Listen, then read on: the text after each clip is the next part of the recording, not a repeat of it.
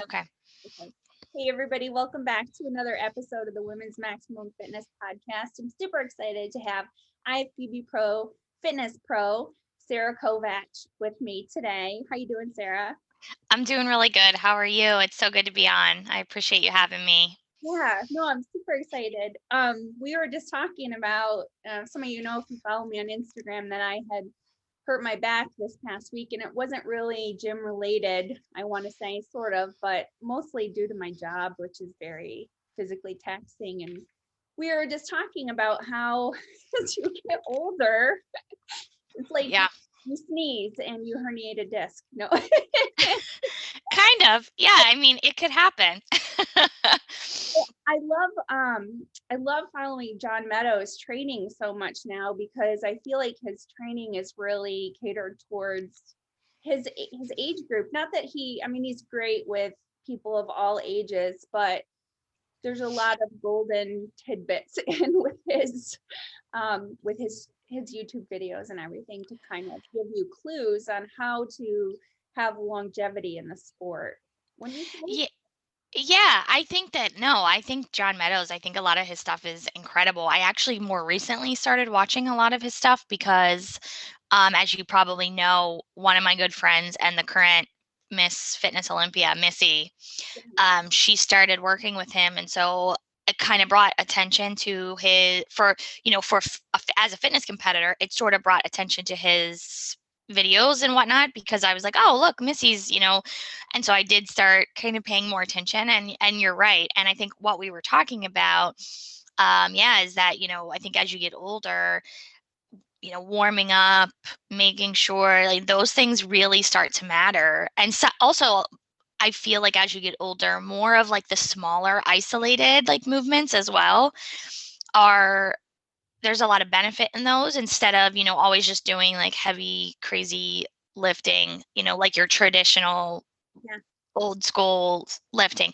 I think that, like we were saying, I remember being like, I'm 35 now, which isn't even that old at all. But for the sport of fitness, I think doing because our background is normally like a gymnast, dancer, cheerleader, that kind of stuff. You're basically pounding on your body from like a very young age, and then when you get into fitness, you're just continuing to pound on your joints. And so I noticed, like when I first got my pro card, and even when I was competing in the NPC back in like I started competing in the NPC in like 99. I was doing the teen fitness. Yeah. And then, I got my pro card in 2014. So like to put it in perspective, how long it really took me, to make it to the pro league. But during all of that time, and even when I first got my pro card, I would like go in the gym and I would like stretch for 5 minutes and like I could do my whole fitness routine.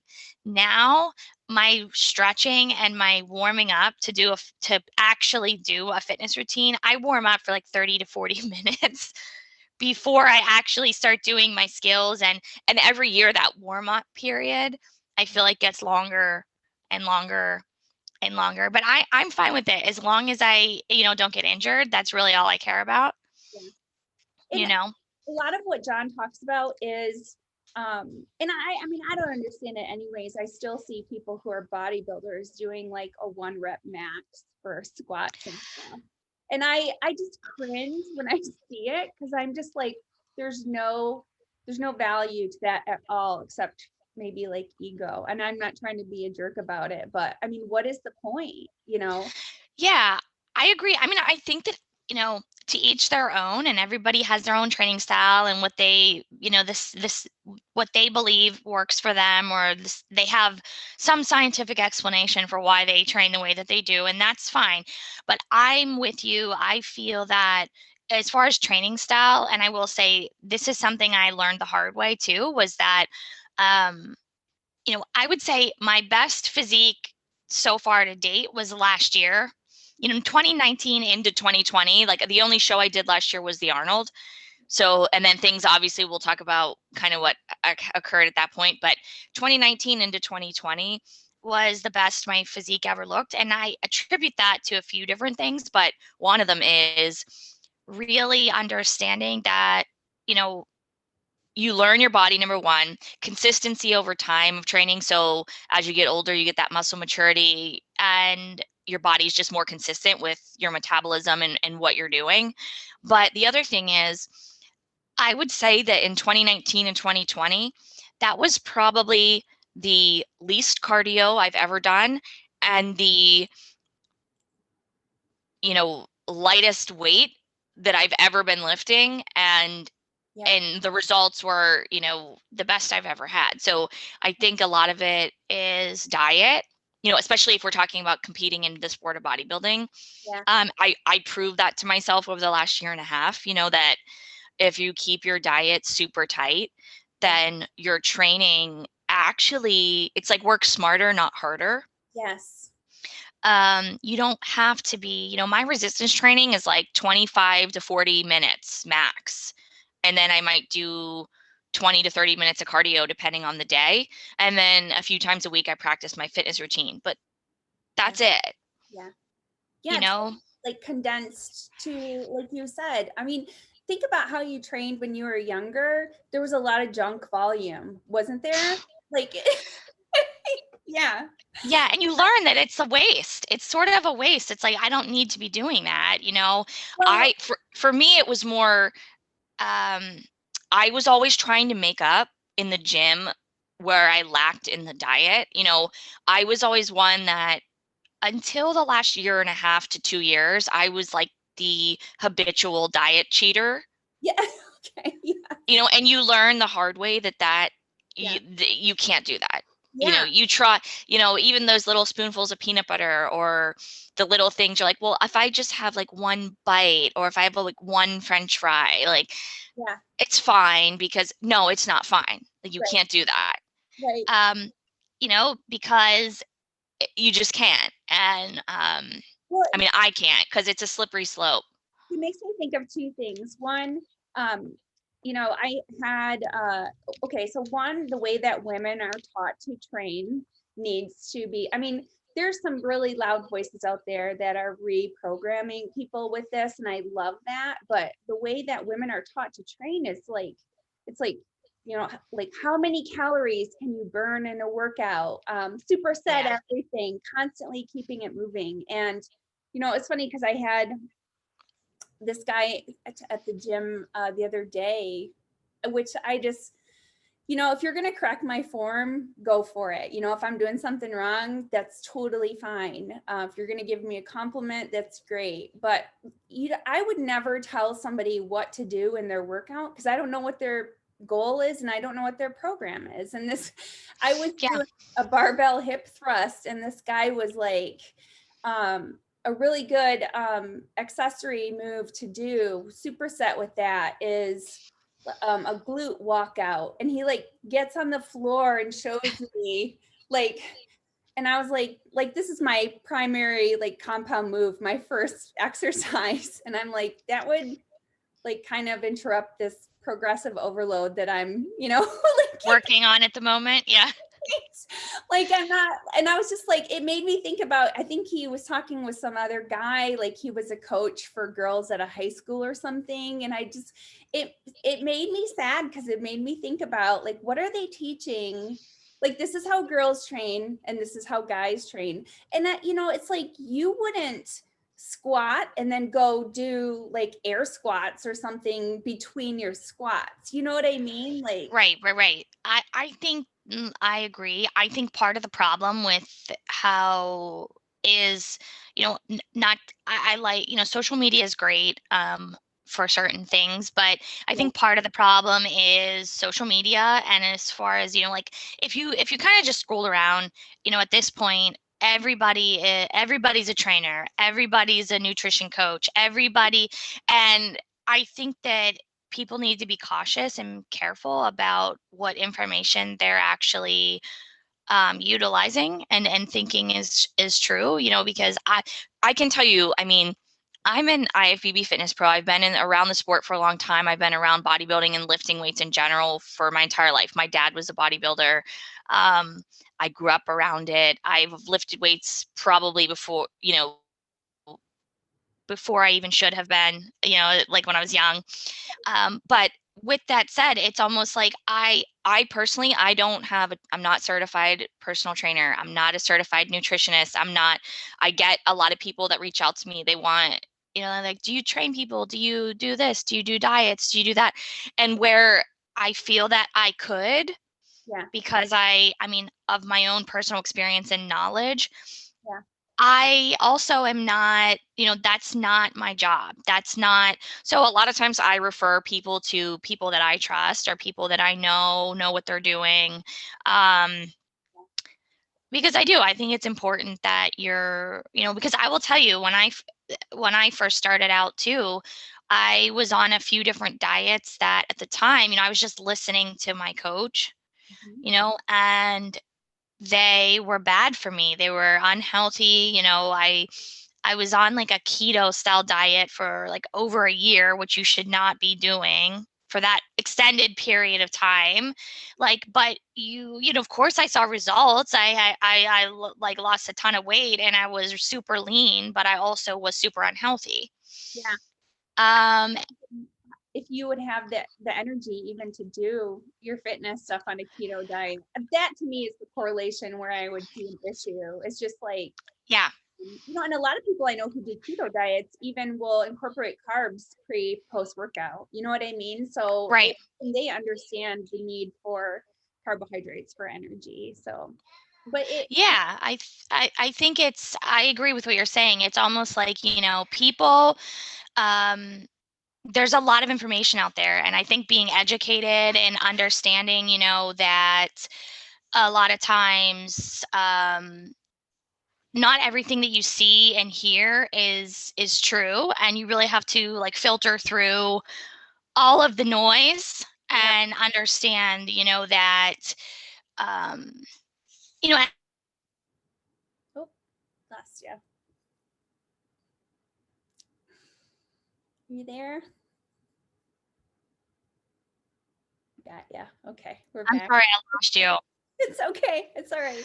I'm sorry. It's all Yeah, I right. was like, wait, what happened? I'm like, it shut out. But no, basically what I was saying was that you have to filter through all the noise and really do your research on, and yeah, with the training, like you said, people in the gym coming up to you saying like, maybe you should be doing this, or maybe you should try this. You can politely just be like, oh, okay, thanks. And then carry on with your workout, because it's sort of like, you don't know what my goals are. You don't know what but I agree. A lot of people, and I think, yeah, no disrespect to, like you said, like men, but sometimes some of the things that are being suggested, they may not realize that that might not be a movement that females should really be doing, or like you said, everybody has their own goals. So I think that, I see a lot of females in the gym that I go to that do a lot of exercises that I would never be doing. Right. And but that's just personal preference. I don't, there's certain exercises, like, people really don't believe me most of the time when I say that I don't squat.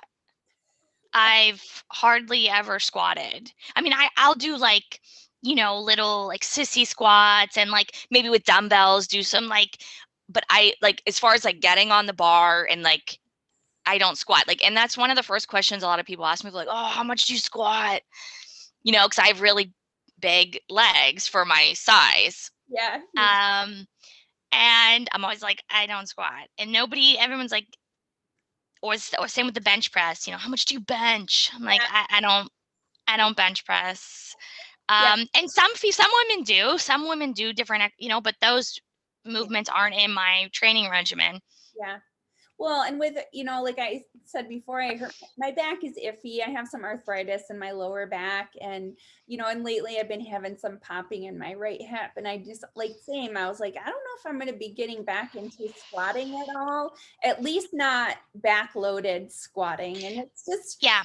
I mean, that's kind of what it is with training. And kind of the frustration I think too with trying to follow a program is I feel like I'm constantly like, oh, I guess I can't do that exercise. You're constantly subbing out exercises, and then you want them, so then you have to go back and am I going to be able to work this back in? Nope, not yet, whatever. Like I said now, like I'm not going to do any, I won't do any RDLs or anything like that. And probably any backloaded squatting. I will just stay mostly with lat Yeah. downs and that type of stuff for a week or so and make sure that everything is, because I don't know if you've ever had an injury, but I've had bad injuries where it's like, okay, so now you have to have surgery and you're really out. And obviously that's the worst, you don't want that. So Yeah, I can say that I've been I will say for everything that growing up being a gymnast in cheerleading, I did like all-star cheerleading after gymnastics kind of in my high school years. That was like the trend at that point. It was like everybody was doing all-star cheerleading, so I did that. And then with fitness, but I will say, as far as injuries and things like that, I've been extremely lucky. Um, I haven't had any major, I've like broken fingers. Um, I do have an ongoing injury in my left foot that I've had for several years. It's like I have Achilles tendonitis in my left side and like plantar fasciitis in my left foot, which that doesn't really even sound like a serious injury. And it's really not. But for a fitness athlete who's jumping and pounding, it holds me back quite a bit, but I just have to take it. But other than that, I've been very lucky with injuries. Like a lot of the fitness pros have had like neck surgery and knee surgery and multiple knee surgeries and yeah, shoulder surgery. And I haven't had any of that, thank goodness. And hopefully I won't. But I also attribute that to, I think a lot of it is, like I said, training properly, and also the way that your body is internally built, right? Like some people are just more prone to injury.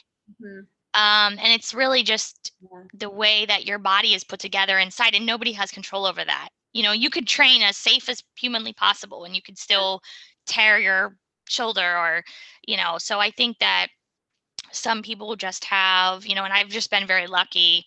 yeah, Um, and I also, as I've gotten older too, I've gotten a little more cautious, yeah, especially with fitness training, with my fitness skills. It's not that I don't want to learn new skills because I do. But I really, as of the past 2 to 3 years, I don't have anywhere to practice where I have a mat. oh, I practice in a gym that has just a hardwood floor. okay, There's nowhere. I've gone to a few like gymnastic centers around the area to see if I would be allowed, but a lot of them don't allow, you know, outside like adults to come in and like, it's kind of like it's liability issue, and I understand that. So sure, I have only a hardwood floor, so I've sort of been, I'm not going to try a new skill or try something crazy on a hardwood surface. yeah, yeah, of course, Um, so I work with what I have. yeah. But Too, yeah, it made me think of this, that well, one of the reason that I tend to, obviously I'm getting older, I'm gonna be 45 soon, but no way. yeah. Get out of here. Yeah. Yep, so That's 10 years, in 10 years you can catch up. that's amazing. Good for you. I hope that I hope I'm like you. Yeah. I want to Well, be like you when I grow up. I'm serious. That is amazing. I love it. you're so great. You're so great. I thought I love that it. immediate. It's funny who you click with.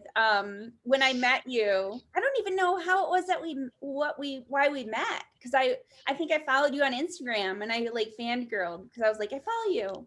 Was that what it I was? I think so. Yeah, I was judging it was a little regional show in Erie, Yeah. at the convention center, and there was hardly, I think it was the first year, I think, for the event. Yeah. And so there wasn't all that many people because it was a new event. It was brand new. That was the first year. And you were there, I believe, doing the booth for maybe 6-pack Yep. bags. Isolator. Isolator bags. That's what it was. I knew it was one of the bags. And yeah, we just kind of, I think, yeah, I was like walking around, checking out the booths. in between stuff. And yeah, you came up to me, I think, or I came to the booth, one or the other, and you were like, "Hey," that was right after um You had competed, or no?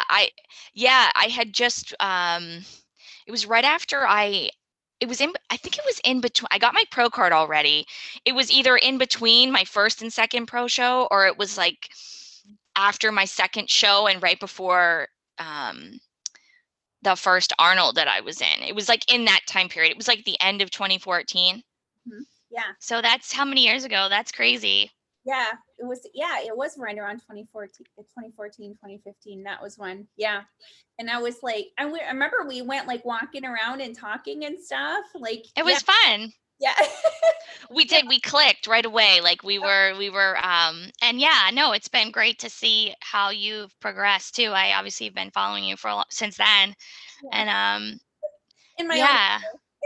Oh, Yeah. well, what I was going to say was, I tend to have injuries. Obviously, I avoid I train hard, but I try to avoid going to absolute failure with some of the iffier, moves and stuff like that. But I have compound uh, hypermobile joints. That's what I was going to say. So, Okay. yeah. So, and I know other people that have hypermobile joints as well tend to, like you said, if you aren't working on stabilizers, which definitely helps, but you know, the tendons are trying to stabilize your joints, and so that your muscles and your tendons aren't all loosey goosey. And so then it tends to tear at your muscles. It's like, that's what happens if something happens. And you just tend to get more, like I had tendonitis real bad for about a year and a half in 2018 or so. I know Missy Truscott had said that too. She has some issues with elbow tendonitis. And I think it just, that's what your body breaks down somewhere. You know what I mean? It takes the Yeah. brunt of the force. So, Yeah, and I think that I definitely agree with you. I think tendonitis, I would bet, is a pretty common yeah, most people who, whether you compete or not, whether you're like just enjoy working out and you train hard just for life, you yeah, know, tendonitis, I think, is kind of one of those maybe unavoidable at some point, yeah, in some joint somewhere. yeah, It's gonna happen, it's. yeah, And yep, I also think the other thing I deal with a little bit, and I don't know if you maybe can relate, but I have a little bit of arthritis in my hands. yeah, And I don't know if that's from a lot of gripping, the lifting yeah, and also the fitness, pounding on the hands like all the time on the hard floor. I think that, but yeah, my hands will get kind of swollen, like around the knuckle joints, like up yeah, here, and yeah. ache. Um, and it gets worse as I'm like getting closer to a show because I'm practicing more and You're leaner. um, Yeah, yeah, so but yeah. that's it. Other than it's like my hands and my feet. It's like if I could just get like a fresh pair of hands and feet, we'd be good. Who knows with technology and everything, 5 years from now. I was teasing Anna because I always wear headphones when I'm like with my vacuuming at work. And so I'll like listen to podcasts, and it's like super loud because I'm trying to hear over the vacuum. And my mom is really hard of hearing. And I told Anna, I'm like, this is gonna be me. And I was like, of course, by then I'll just be able to get new ears. So Yeah, hopefully, right? now. I like it. Yeah, I know with like you said, the technology, I mean, anything, we'll Yeah. see. Maybe it's going to be a possibility. Just I hope so. Sarah's gonna be like, just clone my hands and my feet, please. Yeah, if I could just get like a re-up on my hands and my feet, like just one fresh set, um, yeah, I think I'd be in pretty good shape. Those are the only things that bother me quite a bit, and also for my job, like over the last, my upper back, but I don't think it has anything to do with fitness. Honestly, I sit a lot for my job right now Yeah, because it's become pretty sedentary because of COVID. yeah. Um, What is it I that used to travel a lot, and so now I'm working from home, what is it that and so I'm sitting all day. okay. What is it that you do?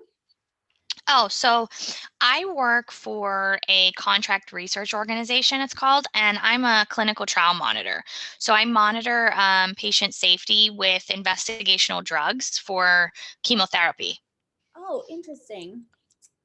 So it's all oncology work, and it's all, like I said, drugs that aren't approved by the FDA. So I'm not in sales or anything like that. It's actually, like I said, I'm monitoring patients who are taking the investigational drugs on the studies I work on. We're monitoring everything that's going on with the patients, making sure that their safety is obviously the number one priority, and making sure that the hospitals and the cancer centers that are running the clinical trials are, following the guidelines, following it's sort of in a way, I always refer it as like we're kind of like auditors in a way. We're making sure that everything's legit, everything's, um, and making sure the patients are being, watched very closely because, obviously there's a lot of risk involved with the drugs. So, yeah. And before COVID, I actually traveled every single week to a different cancer center, like centers that I was assigned. Yeah. So we would physically be going there to monitor. Whereas now with COVID, no one's allowing us to come. Yeah. Um, so Obviously. we've been doing all the monitoring remotely, which I'm actually very grateful. A lot of people, lost their jobs, lost a lot, so the fact that we were able to transition over to remote work, um, was super awesome for me because nothing really, like, I was able to like sustain my life and just keep on, everything was fine. But yeah, from sitting over the last year, I actually feel, I always say, like, as I, now I have these like blue light glasses, those blue light glasses. Yes, I have. Over the last couple months, I'm like turning into this major, like, I feel just like a huge, like, I already was like a science nerd before this, but now I have like the blue light glasses, and I also found this. It's actually like a band that you put around your shoulders, and it's like a posture corrector. Oh yeah, yeah. But when you're sitting all day, Yeah, if you wear it for like an hour or so, it keeps you to where, so when you're on the computer, like hunched over, yeah. it's like ergonomically correct. And so I always say now, I'm like turning into just like this huge dork. I have like these glasses, I have this Pasha thing, but hey, it's like I don't want my eyes. I have really good eyesight, Yeah. and I don't wear glasses. So I'm like, okay, I don't want multiple computer screens for 10 hours a day. Oh, yeah. Um, Yeah. so yeah, that's what I've been up Yeah, to. I wonder like what the repercussions are going to be with all the changes. We're not going to really know. You know what I mean? With just I mean everything is different now. You know what I mean? And I'm just wondering like 10 years from now or so what is the fallout going to be from whatever. Yeah, it's been pretty wild. I mean, I will say, so in 2020, at the beginning of the year, I was in the Arnold in March, and it was literally the weekend that the COVID thing kind of hit the fan. Yeah. And so it was like the day before I left for the Arnold, they were like, it was on the fence, like, is it gonna happen? Like, what's happening? And I was like packing, and I'm like, oh my gosh. So we ended up, they did, the event, obviously, as everybody knows, it did occur, but there were some, they canceled the expo, and only our family members were allowed to come in and watch. Right? So that was different, performing a fitness routine with the kind of no one in the crowd was an interesting, we kind of, the fitness girls, we're pretty fun. So we were able to like Yeah. pump each other up, and, it was still I will say it was probably, it was a great showing. I mean, everybody did amazing. It was really fun. Yeah. But after that, everything shut down, and I know that there were some shows like towards the end of last year. Plus, of course, they had the Olympia and whatnot. But Yeah. yep, I'm in New Jersey, so our gyms didn't reopen until September. Yeah, same. Okay, so yeah, and I mean, of course, over the summer, and then, once the COVID thing happened, and we got back from the Arnold, I still had intentions of maybe competing later in the year because it kept, we kept feeling like, okay, like next month everything's gonna be next month, next month. Um, and when that never really happened, I mean, in the summer, I would work out, just do what I could. Yeah. um, Go outside. I have very minimal equipment. Like I have some bands, I have a spin bike.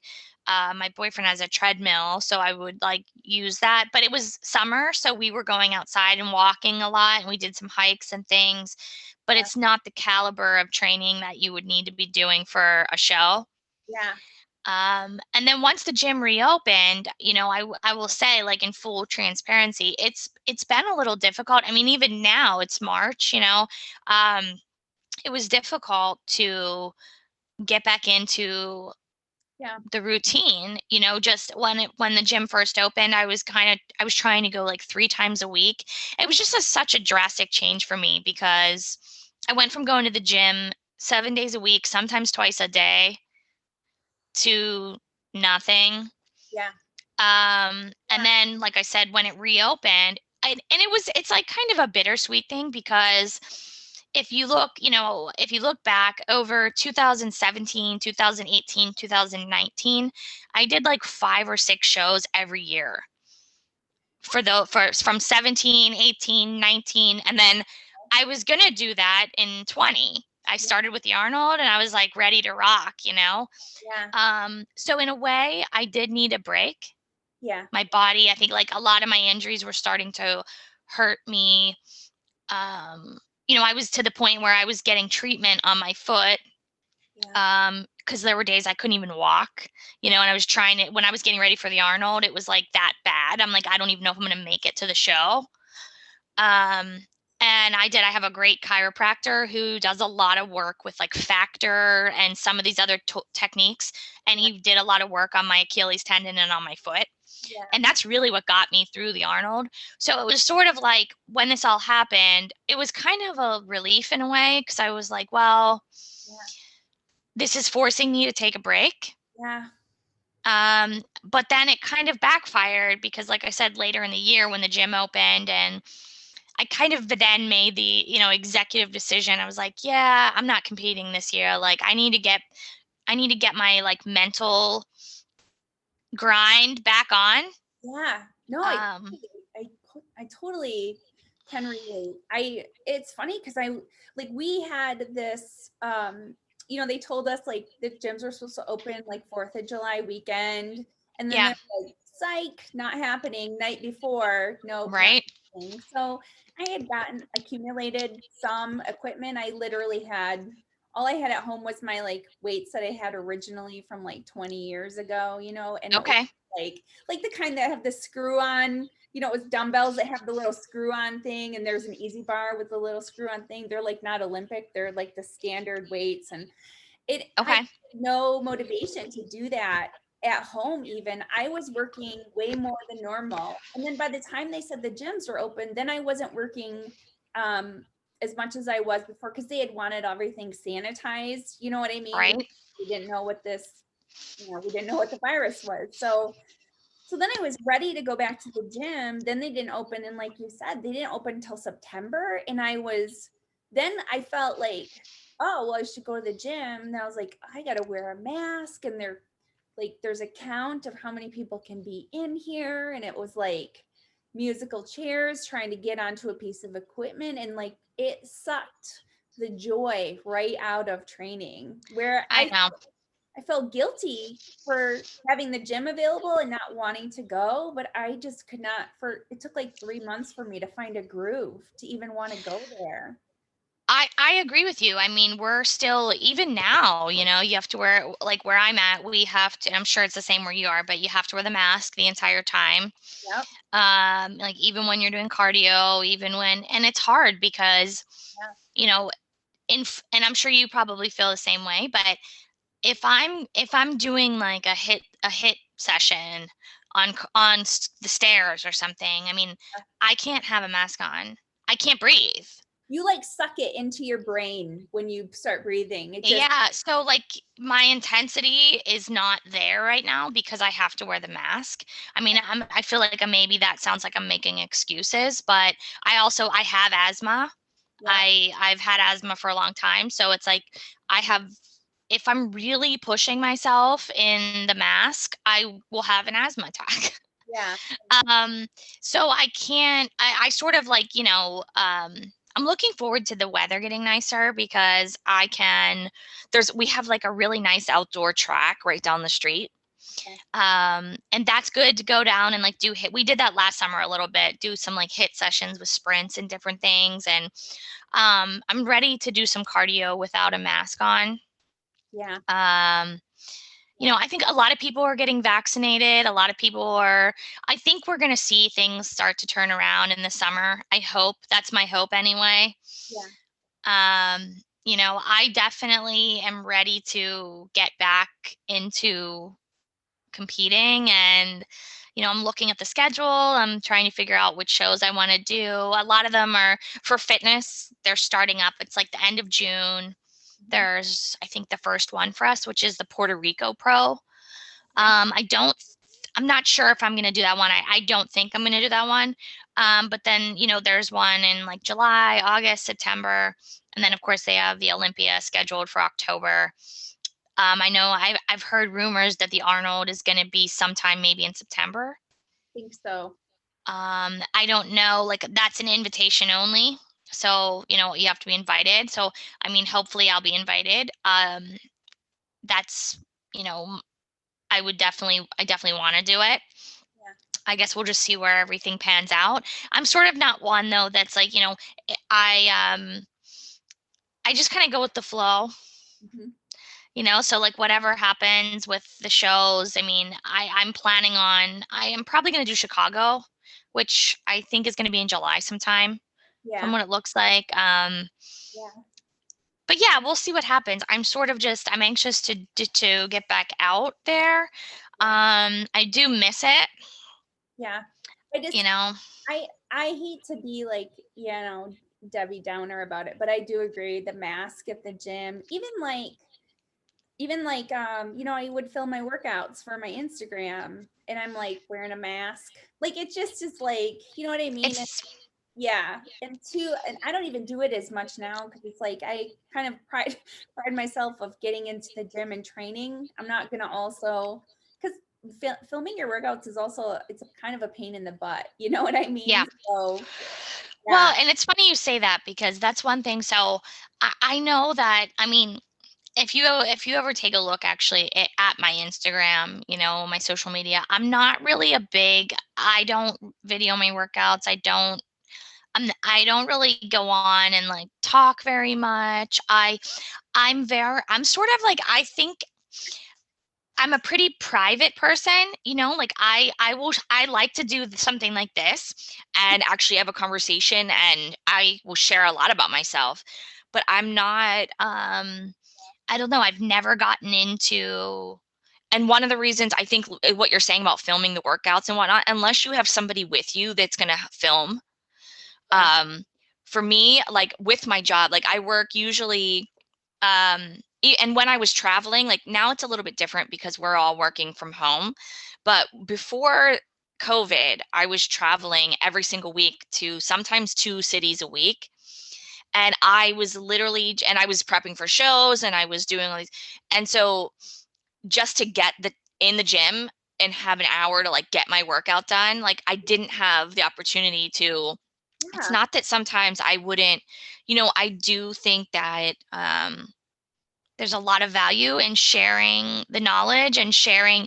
My lifestyle just doesn't really, I don't have, like you said, the time. It's like if yeah, I'm gonna get my killer workout in that I need to get in, I can't keep stopping and filming it. yeah, I would need somebody with me. yeah. Um, I think people don't realize that it is um and I'm not just saying me, but anybody that films their workouts and puts them out there, it's kind of a privilege to see that because it's It is. a pain in the butt. Yeah. It is. I give so much credit to all of you who are able to do that. Like, 'cause there's been a few times, where I'm like, oh, I'll video this, and so I can make like a, um, and then yeah, it's like by the time I get the video done and I like, add music or whatever it's like a half an hour went by, and I'm like, okay, I can't do that. Like, I know, because people will be like, well, can you do this or that? And I'm like, I don't take requests for this. Like, we're not, I'm like, I have like a videographer who's going to come in and, like I see it with some of the couples too. Like, I think that's yeah, great. And they, me too. I'll watch both. I watch John and Renee do it because John will film Renee and Renee will film John. And it's a lot of motivation because they're killing Yeah. it. And it's like, this is what intensity looks like. So No, and I agree with you. I really do. Like, I appreciate the people that do it yeah. for sure. I wish that I was better with social media than I am. Like, I wish I was, but I just, But yeah, well, you have to think about what the end goal is. I mean, for me, like maybe, I do some coaching, so I do get some clients off there. I do like to have people see how I'm training so that if I talk about it, they know to link my style of training to. But otherwise, yeah. like, I mean, you have a job and you are an IFBB pro. There's really no need for, you know what I mean? It's not like what's the return on the investment? You know what I mean? You really have to think about that. Yeah, no, you're right. And I think, would it be great to do it just to like spread like inspiration and motivation and stuff? And I will say one of the things that I do actively do is when I am getting ready for a show, I do post a lot in my story usually of my fitness practice, my routine. Yes. Because I think that's the most exciting part of what we do. Yeah. So I'll post a lot of that, or because usually my boyfriend is with me when I'm practicing my routine, like playing the music, and so he'll video me and like so I'll have some content from that. Yeah. Or see, like you probably like to see. I mean, I do like to see form and whatnot. So I'm sure you like to see what the tricks look like and everything. exactly. I was going to add to what you had said about the Arnold, how it had to be a little bit frustrating because I feel like the fitness routines are not like seeing them even on a screen does not do justice. It's like watching the circus on the TV, like, or being at the circus, like, 100 times better. Plus the audience, like, I remember Missy saying how she loves when she like all of a sudden the audience is like, like they're just like, So, well, I think yeah, with fitness, like you feed off of the crowd. Yeah. It's like when you're up there performing, I mean, to see all the people and hear the crowd it gets you pumped up. It's almost like and I always say that's one of the hardest parts about practicing the fitness routine is when you're practicing it individually, like at home. And I learned this was like something that I was taught from years and years ago. I had a conversation with Oksana Groshina because, I met her obviously years ago and we became friends and compete together and whatnot. And now she's back, but years ago, one of the things she had told me, it was actually at the Arnold in 2015, we talked a lot about fitness routines and practicing. And one of the things that she told me was, she said, when you're practicing your fitness routine, you have to practice it every time in practice like you're in front of, you have to try to emulate that experience of like having a crowd and having the, because the more you and make the facial expressions, smile when you're practicing, like do everything in the practice like you're going to do it on stage. And that it was such a huge thing. I still have a really hard time actually putting that into action because, when you're practicing it, you're like, you're like training hard, you're depleted, you're tired. Whereas on the day of the show, you've like had a few days of like carbing up, you're excited, the crowd, the adrenaline. It's really hard to like emulate having adrenaline like in a practice. Right. But I will say it is because it's a skill to definitely try to master. That was the best advice that she gave me, I think, because she's right. When you if you kind of practice like blah, Right. when you finally get on stage and you have all those other factors, like that's a recipe for disaster. That's when you make a mistake. That's when because you're really just thrown off your game. Like you didn't practice for that. Yeah. Yeah. And but at the Arnold, so that was one of now that, but you're talking about the Arnold last year. I mean, I think that was one of the things. I will say it was one of the easier performances for me personally. And I think it was because I didn't feel as much pressure Okay. for some reason, almost because I guess because I knew that everybody that was in the crowd was like family Yeah. of like pretty much people I knew. It was like, of course you have the judges, but then it was like, okay, well, everyone, it's like, I know all the girls like family and, we all know each other. So it was like, you knew pretty much, it was almost like it seemed like a dress rehearsal. So yeah, that's what I was thinking you were gonna say. Yeah. Yeah, that was the feeling I had. And so I wasn't as nervous. Like, I'm actually usually a pretty nervous one. I've calmed it and like channeled it a little bit better over like each year, each show I do, I get like a little bit better at channeling that. Yeah. But I always say like I'm one that like if you would ever see me backstage, like at the shows, I have my headphones on and I don't really talk to anybody and I feel like I'm being mean, but I'm not. It's just because that's how I channel my like nervous energy. Yeah. I have to like Yeah. I usually am listening to my fitness routine music, Yeah. like, and I'm listening to it and I'm just like woo-sawing, you know, that's like what I do to get ready to perform. So yeah, there's, and like everybody deals with stuff different, because there's girls they like to be like, look, like laughing and joking and like, and, that like makes me more anxious. Yeah. So I try to just keep to myself and I have my, and then of course, once the performance is over, I'm laughing and joking and doing like, we're all very good friends, Right. but I have to, that's how I like channel myself. I have to. So even last year though, I will say I didn't feel that same, like I was a little more lax backstage too. I was kind of like just chilling, having a good time. I wasn't like obsessing over like I need to have my headphones and I Yeah. think it was because of the situation. Yeah. I think sometimes, like if you're an introvert, those types of situations, if you know you have to put your energy towards something, the socialization sucks the energy from you. Yeah.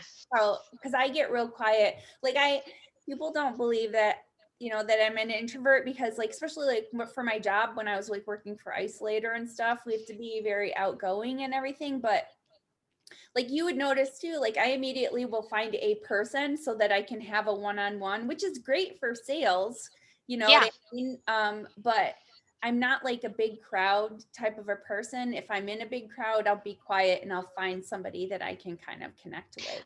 I'm the same way. Yeah. Yeah. I'm exactly the same way. It's um yeah, and I mean, I think that everybody has their own little like rituals and their own little ways they deal with different things. And yeah, Yeah. I think most of the girls we compete together pretty much all the time. Like there's like a big group of us that are pretty much always around each other.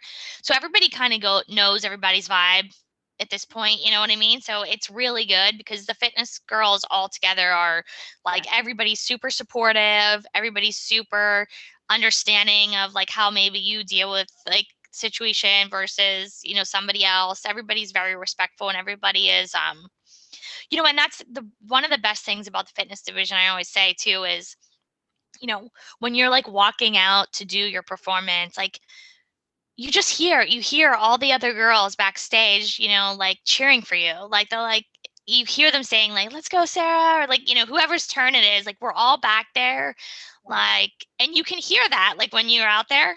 And I think that it's just such a privilege and an honor to be a part of that group. You Yeah. know, it's so much fun. And even though we don't see each other, we only see each other, a few times a year, if that.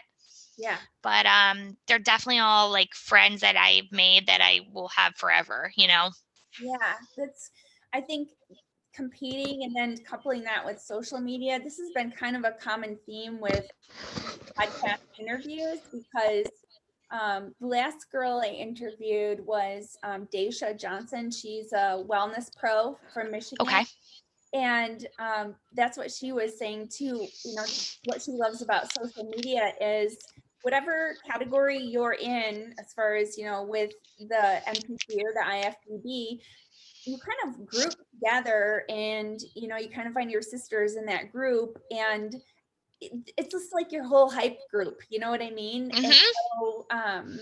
so, then when you meet them in person, you kind of feel like you knew them your whole, like the whole time, because I mean, I just think that's what's so cool about social media is you really can connect with somebody and feel like you know them, whether you've met them in person or not. So, No, it is. It's an interesting, and I like that because I agree with it. I mean, there's been so many of the fitness girls that I never, to even to this day, there's some I've not met.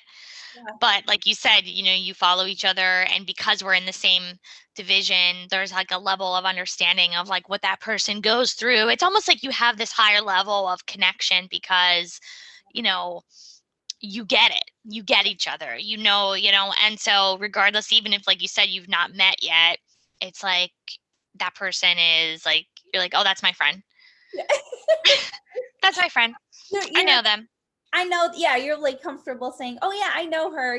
Like I always say that too. Like if I've met somebody or I felt like I clicked, I'm like, "I know them. I think I know them. I think they would say they know me." you Yeah. know? Yeah. Right. Would they say they know me? Yeah. That's so funny. Yeah. No, I agree. I think that the sport in general, all the divisions, just weightlifting in general, I think the community that we're in is overall just a very positive group, a very it's such a great sport to be a part of. It really is. I mean, I sometimes think about, if I never did this sport, if I didn't have, you know, my life would be so different. Yeah. And I'm so grateful that it all worked out the way that it has because I've met so many amazing people. I mean, I met you through this. I mean, I met so many amazing people, and I think the biggest thing for me, why I love it so much too, is that you never really know who you're inspiring or who's watching, who's motivated by you, who maybe you know sees one of your videos or something that you posted or something you wrote on your post, and they take some value from it, and it maybe like changes their life. You have no idea. Yeah. And I truly believe that is, I think with all of anyone in the sport, and even like your stuff, I mean, even if people never say to you like, hey, that was I really enjoyed that post, or I resonated with that, or that's happening. That's Right. happening out there. Maybe you're not getting the feedback, and I always like to believe that too. I'm always like, I think that we touch many more lives than we even know. Yeah. Well, I think there's this so many people want to put information out and kind of maybe be relevant as a teacher or that type of thing, and I think sometimes they don't. I think especially some of the younger people who really want to be coaches and are really studying and have a lot of school knowledge, and they're great, and I do follow a lot of those people because they Right. provide a lot of really great information. But I think what gets like sort of maybe put on the back burner is this personal aspect of your life is a story, and your experiences are teachable lessons, and the more Yeah. you're brave in sharing your experiences and your struggles, your joys, every little thing. When you're real, you're relatable, and then people are drawn to whatever else you have to say. But you can't, you can't pull out that personal aspect and just, like, there's great teachers out there, but there's a lot of great teachers out there. What's going to set you apart is who you are. And I think sometimes people are shy about sharing what they are, what their personal story is, so. Yeah, I agree with you. I like that point. I think that it's like you said, what sets you apart. A lot of people can be great trainers, great coaches, great, but why, if that's if you want to become a coach, right? Yeah. What's your selling point to people? Like if I have 10 different coaches that I'm going to choose from and they're all knowledgeable, they're all great, they're all like, well, why should I pick you over Yeah. these other 9 or whatever, Yeah. and that's a good point. I think that the other thing, that's what I also try to, with fitness, I'm just an I'm actually like a very plain Jane type of person. I'm like very, I have my job. Um I work a ton. That's like, it takes up a lot of my time, but I love it. I love my job. I feel like I'm helping people. I feel like I'm super passionate about it. Like I said before, like I feel like I'm a huge science nerd and I'm okay with that. Um, but I'm very into that. I love it. And then, with fitness, I just feel that it's an outlet, it's like a therapy, it's a life like stabilizer, having something that's healthy to put your energy towards you know, when maybe you had a tough week or you had a tough day or whatever it is, and you have the gym. A lot of people, you can go down negative road, or this is like the positive road, I feel like. Yeah. Um, Yeah. and I think that that's important. I think it's important to show people, and that's, I'm just an everyday, average, normal, plain Jane kind of, but I'm passionate about the things that my Yeah. job, and then I'm passionate about fitness. And I feel like anybody can, if they want to get into the gym, if they want to get into working out, if they want to get into competing, like you can, you Yeah. know, eh, like we're no different than anybody. We all started at day zero of not knowing anything and having to figure it out. And, I always say to people like this, if you want to be successful at all in this sport, you have to realize that this isn't a sport where, um, in 3 months, in a year, even in a year, um, Yeah. that you're going to, it's something that you have to kind of sign up for, like for life, Yeah. not competing, but just the lifestyle of being healthy, because like I said earlier, I mean, I started dabbling in the teen fitness in 1999, and I did the nationals where I got my pro card was in 2014.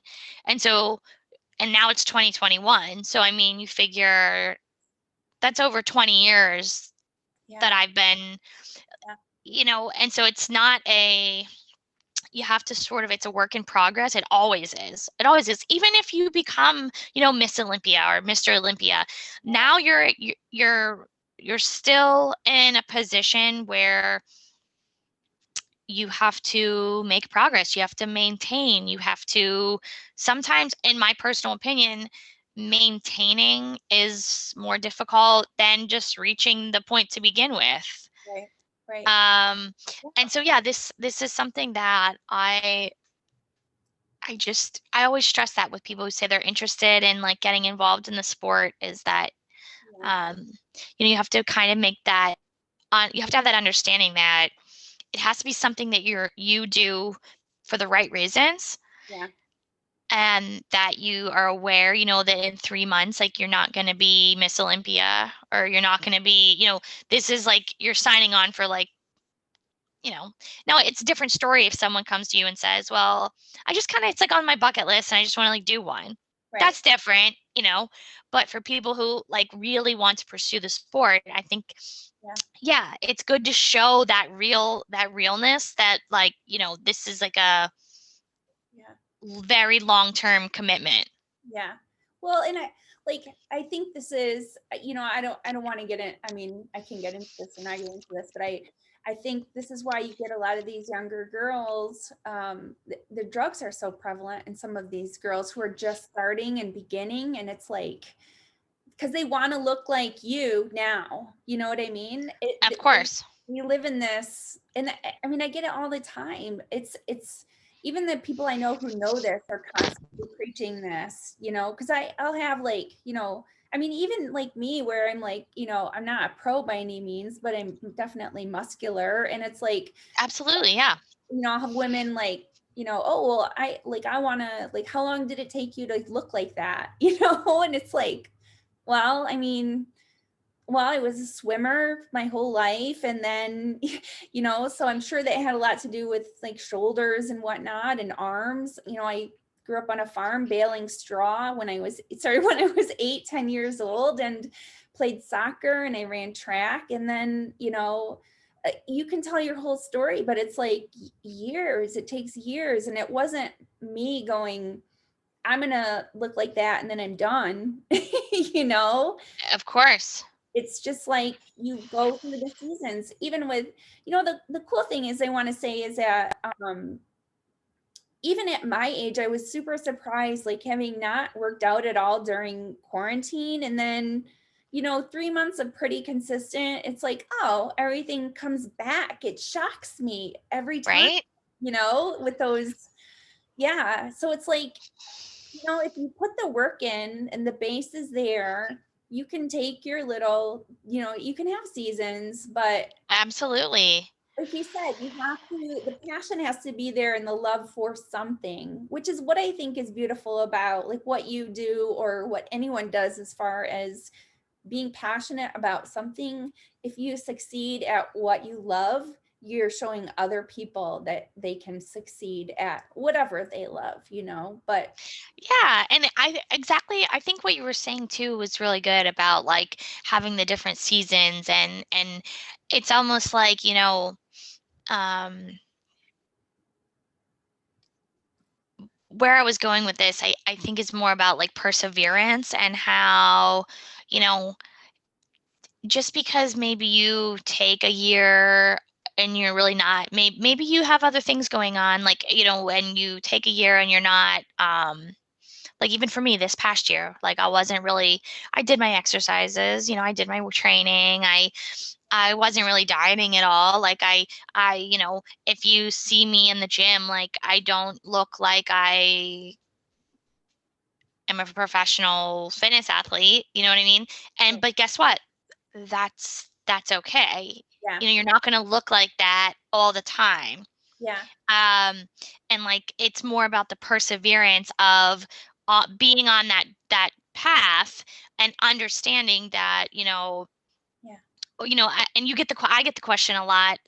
People will say, "Oh, well, like, are you done competing?" Because I haven't, done anything, and it's like, you know, whether I ever stop competing or when I stop competing, that doesn't mean that I'm not going to train and that I'm not going to, it's almost like we said, it's kind of it's a long term, yeah, um, and there's different seasons with it. yeah, There's like the prime, there's like you said, building up and getting that base.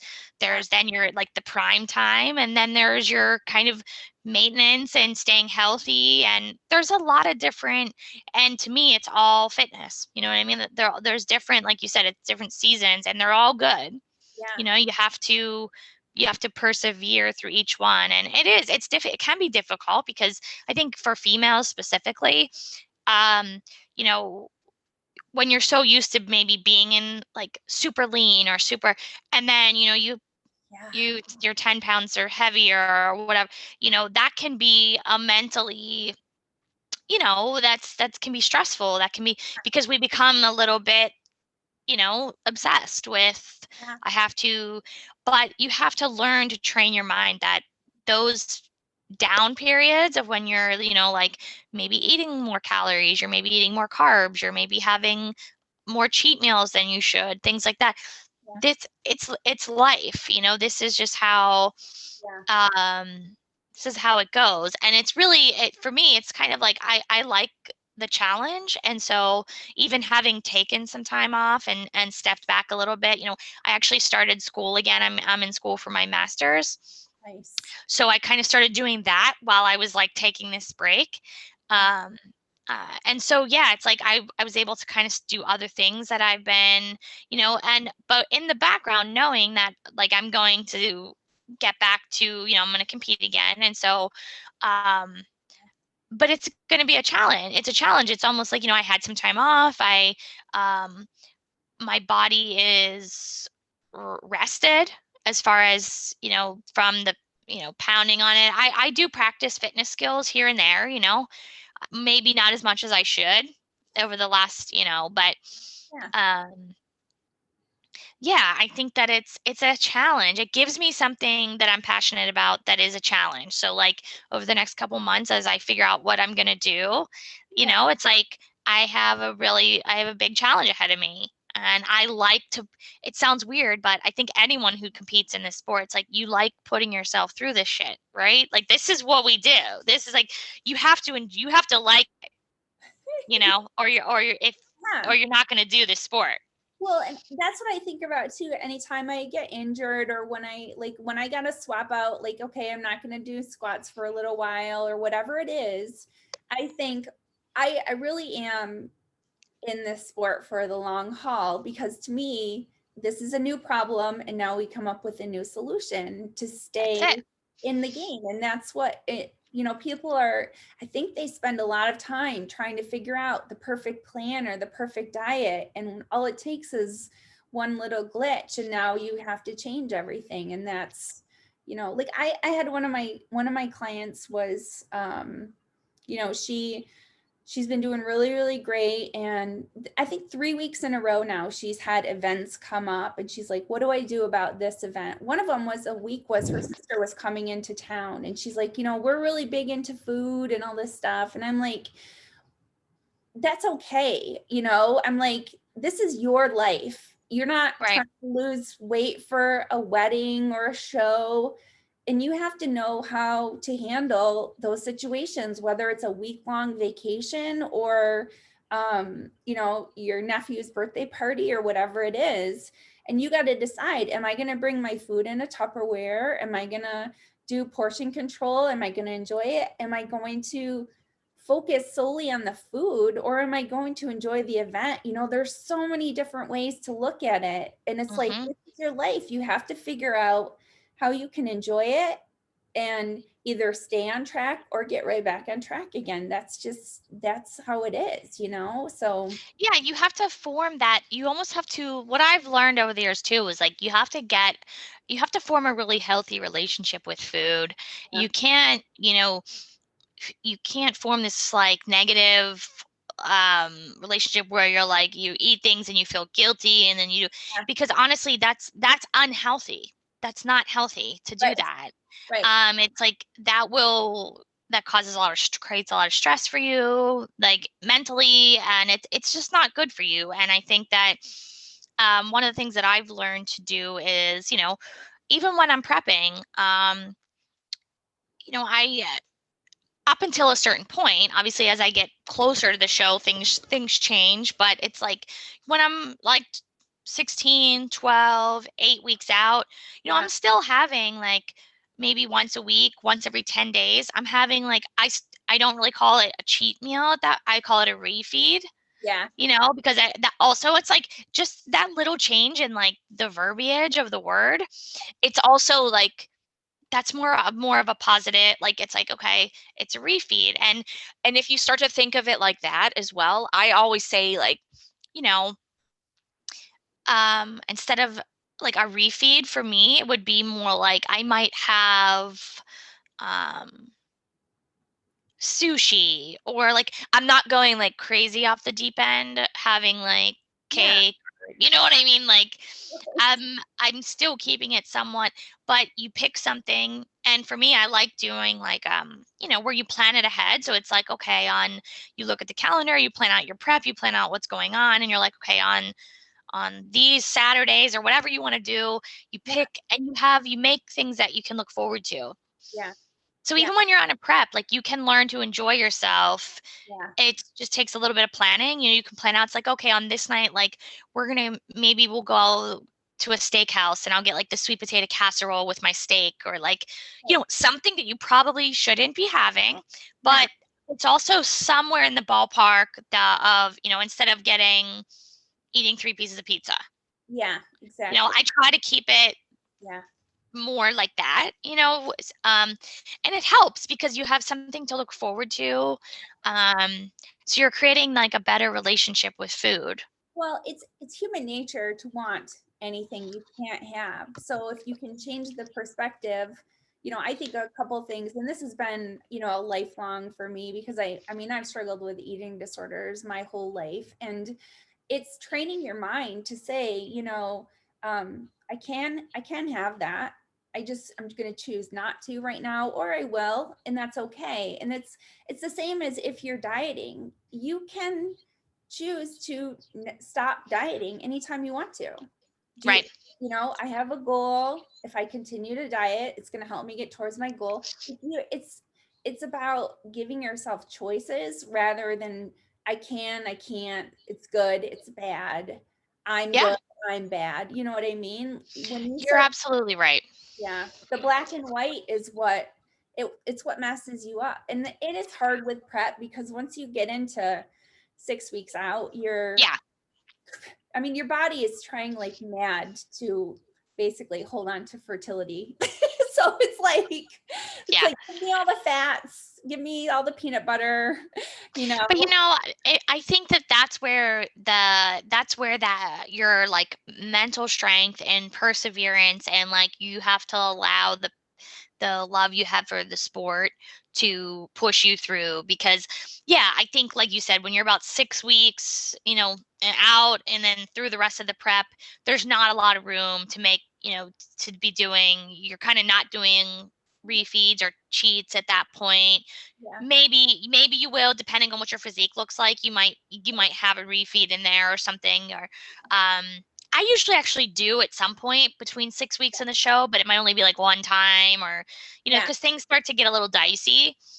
But if you can, like you said, if you can also change the way you think about that, it is like, okay, the last 6 weeks, instead of thinking about how right now in this moment it's so terrible and I want this and I want that and I can't have this or I can't have, what I try to do is, I plan what I'm going to have, like maybe after the show, or I think about, and like you said, I keep the goal in sight. You have to keep the goal like right in front of your face. Yeah. Um, and when it all comes down to it, like you said, you always have a choice. So, Yeah. if you want it, if you want to eat something that you shouldn't eat, then you eat it, and then Yeah.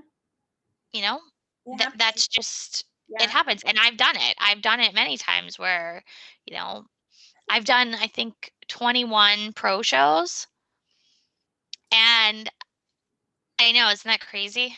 I Yeah. can't even believe it. Yeah. And so, I mean, some of those preps were harder than others, and of Yeah. course, I've had times where I like ate things I shouldn't have ate. Like, I don't think anybody can say that they've executed perfectly every single time that they've prepped, like you're going to have like moments of weakness. And I think the key is just to like have a little bit of like grace for yourself, have a little bit of like, Yeah. because we're all human, you're going to eat, things are going to happen.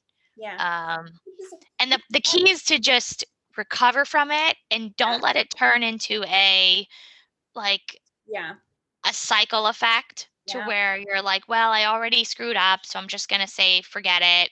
Yeah. You know, that is something I learned as well, because I used to do that like when I was younger, and I would like, well, I already had this yesterday, and so I guess I'm just going to have this now today because I ruined it. Yeah. Yeah. Um Whereas you can recover, if you make a mistake, Yeah. you I just You own it. You own it. You're like, I probably shouldn't have had that. But you know what? That was yesterday. Yesterday is done. And so today, what are my meals? And you pick back up and you just move forward. Yeah. That's It's it. always about getting and not trying to undo the damage. You know what I mean? I think that's a big thing that people do all the time. I've seen people do cheat meals and then they're like running the next day, trying to run. It's just like Yeah. just you'll use it. It's fine. Just get back on track. You know what I mean? Yeah. Yeah. You can't out train a bad diet. Right. Right. I And mean, it's yeah. yeah, you either and like you said, it's sort of like you're better off just doing your regular so Right. if you ate something you shouldn't have ate the night before, you're better off just waking up in the morning, doing your regular workout Yeah. and getting back on track with your food and moving forward. Well, and I think about this, like, what does this tell you about our mainstream society of women? They're not competing for a show. And yet so many of them beat themselves up in everyday life just because they overdid it one day. And it's like, this is your life.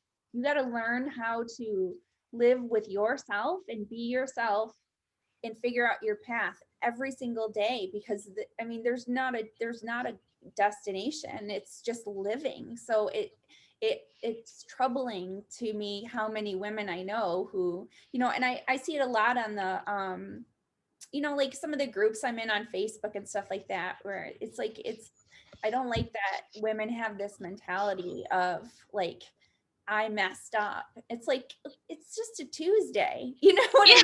mean? Like it's not, you know. Yeah, yeah, like you're okay. You're Yeah. okay. Yeah. Well, I think that a lot of it comes from just the pressure of, you know, Yeah. this is one thing that I do think is bad about social media and about just like mainstream society Yeah. is a lot of the you get this vibe from a lot of what you see that like people are perfect Yeah. and that they don't make mistakes, they don't mess up, and they look this way all year round. And it's like, I want to be like them. I want to be like that person. Like they don't make mistakes and they always are lean and shredded and they always look great and have abs. But like there's very few people that actually where that is real life. Yeah. The majority of time, what you see on social media, you might see there could be people that post they're always posting themselves in amazing shape, but it might be from times that they were getting ready for a show or that they were, they won't dare post a photo of themselves Yeah. outside of show condition. Maybe that's not what they always look like. I mean, there's a lot of fake out there Yeah. and a lot of not real life. Now granted you have like some like crazy like freaks out there who there are a couple, and I can think of some off the top of my head who always are in Yeah. top tip phenomenal shape. Yeah. Um, and that is true. That is the real deal. Yeah. But for the most part, that's not mainstream. And That's very few. you're right. That those are the people that give. It's like the one out of 1,000 that gives the other 9,999 the idea that they could look like that if they just worked hard enough. And it's not the case, you It's know? not. And I think, like you said, that is part of the problem. And then people get that idea in their head and they're like, well, then something's wrong with me. Right. Because all these people that I'm seeing, like they're all in amazing shape all the time. And so like I'm terrible. Right. Well, and And that perpetuates it. even with the muscle building, unless you're brand new to lifting weights, you have to eat in order to Yeah. build muscle, and I know, like, I'm definitely not the best person to show a case as far as like a lean bulk, what a lean bulk looks like. I carry more body fat than a lot of people, but like a lot of people that are in the industry, I guess I would say. But I stopped fighting that though too, because to me it just was a terrible mind game of Yeah. like, I'm not good enough. Why can't I do this robotic type of it? And that's like, because I'm not that way, and that's okay. You know what I mean? Of Um, course. But that, that mindset comes from, like you said, comparing yourself to what you think you should be doing because other people can do it. Why can't I do it? And figuring out what is going to work out best for you. Hey, it's not that path. It's this path. Start going on this path. This is my path. You know what I mean? Yeah, and I think there's some people out there that do teach like a very healthy style of like, I one in particular that I know that, and she is a good friend of mine, so maybe I'm biased, but no, but she is incredible, and you probably even know of her. But Rael Graber, Oh, Rael, I don't know. she was of she's a fitness pro. She's retired from competing, but she won the Arnold in I think not last year, but maybe the year before, 2019. She Okay. was like big time. She was like, I think she got second or third at the Olympia as well. But she's a certified like nutritionist. And she lives down in Mexico, but Okay. she does a lot. She has a lot of clients and she works with people online and she works with, but her style is kind of very tailored to her clients. So like, Yeah. depending on their goals, like if it's like you said, if it's like for just their like normal lifestyle, for if you want to compete, if you want to, but what she really does a good job of that I've seen is creating that healthy mindset Yeah. for having a good relationship with food. And if you watch her social media, you'll see what I mean. I mean, she's very good at like even, when you're prepping and things, she's told me a lot about her diets and what she's eat, and she says, like you can have fruit, you can have these, you don't like, people preach a lot of about like you can't have this and you can't have that. Yeah. And you can have certain things. There's a strategy to it. There's science behind it, where maybe you can't have those things every day, Right. but you can incorporate things into your diet. And that's more to me, that's a style that I like because I don't want to be restricted. Yeah. Like, I don't want it to be like, well, for 4 months, I can't have a piece of fruit Right. because Right. that's crazy. Right. I think you have to, and I think that's another reason why a lot of people, they're set up for failure. They get coaches and they join a diet program or something with an unrealistic expectation for themselves. So Yeah. then when they eat something that's not on their plan, Yeah. they feel like you said, it's like they're so hard on themselves.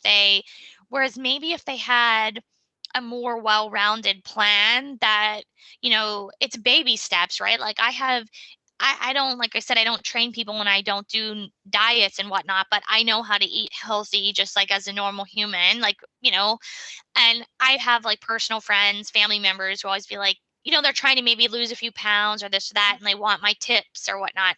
Yeah. And like a lot of things I always tell people right away is I say, like, don't try to, if you're just trying to get into being healthy and trying to just change your lifestyle, you kind of want to take baby steps because you want to set yourself up for success.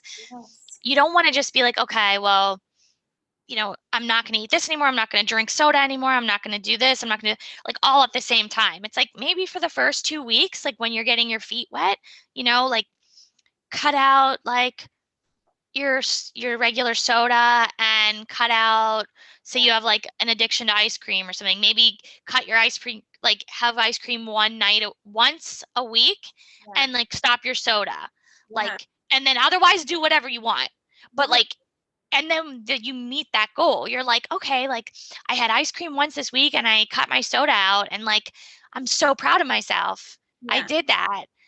And Yeah. that's a mindset. Well, fitness is being healthy is, it is a house, you know what I mean? And you have to start by laying the foundation. And then each time that you improve your life in some manner, it's another brick that adds to that, Yeah. And yeah, like, I mean, it's the same too. It's like a lot of people can benefit just from drinking a good amount of water every day because you realize like, hey, I'm not really hungry, I was more dehydrated than anything else. There's just so many things, and Right. you don't know that until you assess somebody's diet and what they're currently doing. Like, hey, these are some really easy changes that you could, and in a year you'll have lost 10 pounds without even trying. I mean, who nobody Yeah.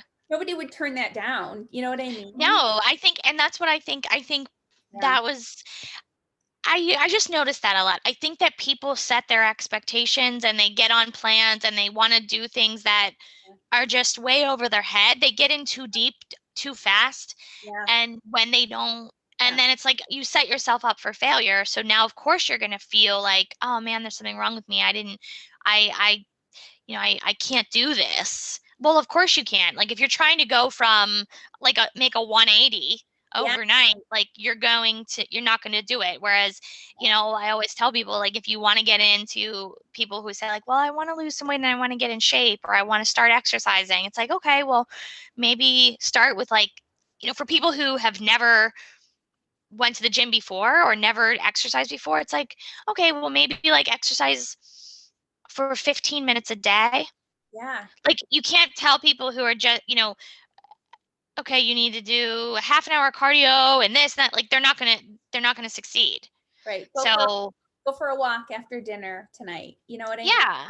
Start. And these are all like they're all great ways to like set yourself up for success. And, I think people are just so hard on themselves. It's like if you make small changes each day or over a couple weeks, that adds up to months and years, and then you're where you want to be. And like you said, it's also that like the instant I want it now, the instant gratification, but the reward is that much sweeter when you know I can't even really explain that. Like for me especially, the first time I got to be in the Olympia, just it was like I said, over 2015. So from 99 to 2015 I was competing, and that was when I finally got to the Olympia. Um, and the feeling of making it there, I mean, it wouldn't have been as great. It wouldn't have been as like, because I knew how much work and how many years and how much, it was like, it Yeah. meant so much more, Yeah. Oh, you yeah. know, Yeah. and I think that it can be related to just like life in general with Yeah. trying to get, if you make these baby changes and you succeed and along each step of the way. And that's really what I did to get to where I'm at. I made little changes over a period of years and years and years, and it got me to where I wanted to be. It Yeah. wasn't overnight, but were there bumps in the road? Were there times I was not enjoying myself? Of course. People always say you have to enjoy the like, and I'm not saying like I get it. It's like you have to enjoy the journey. You have to enjoy the process.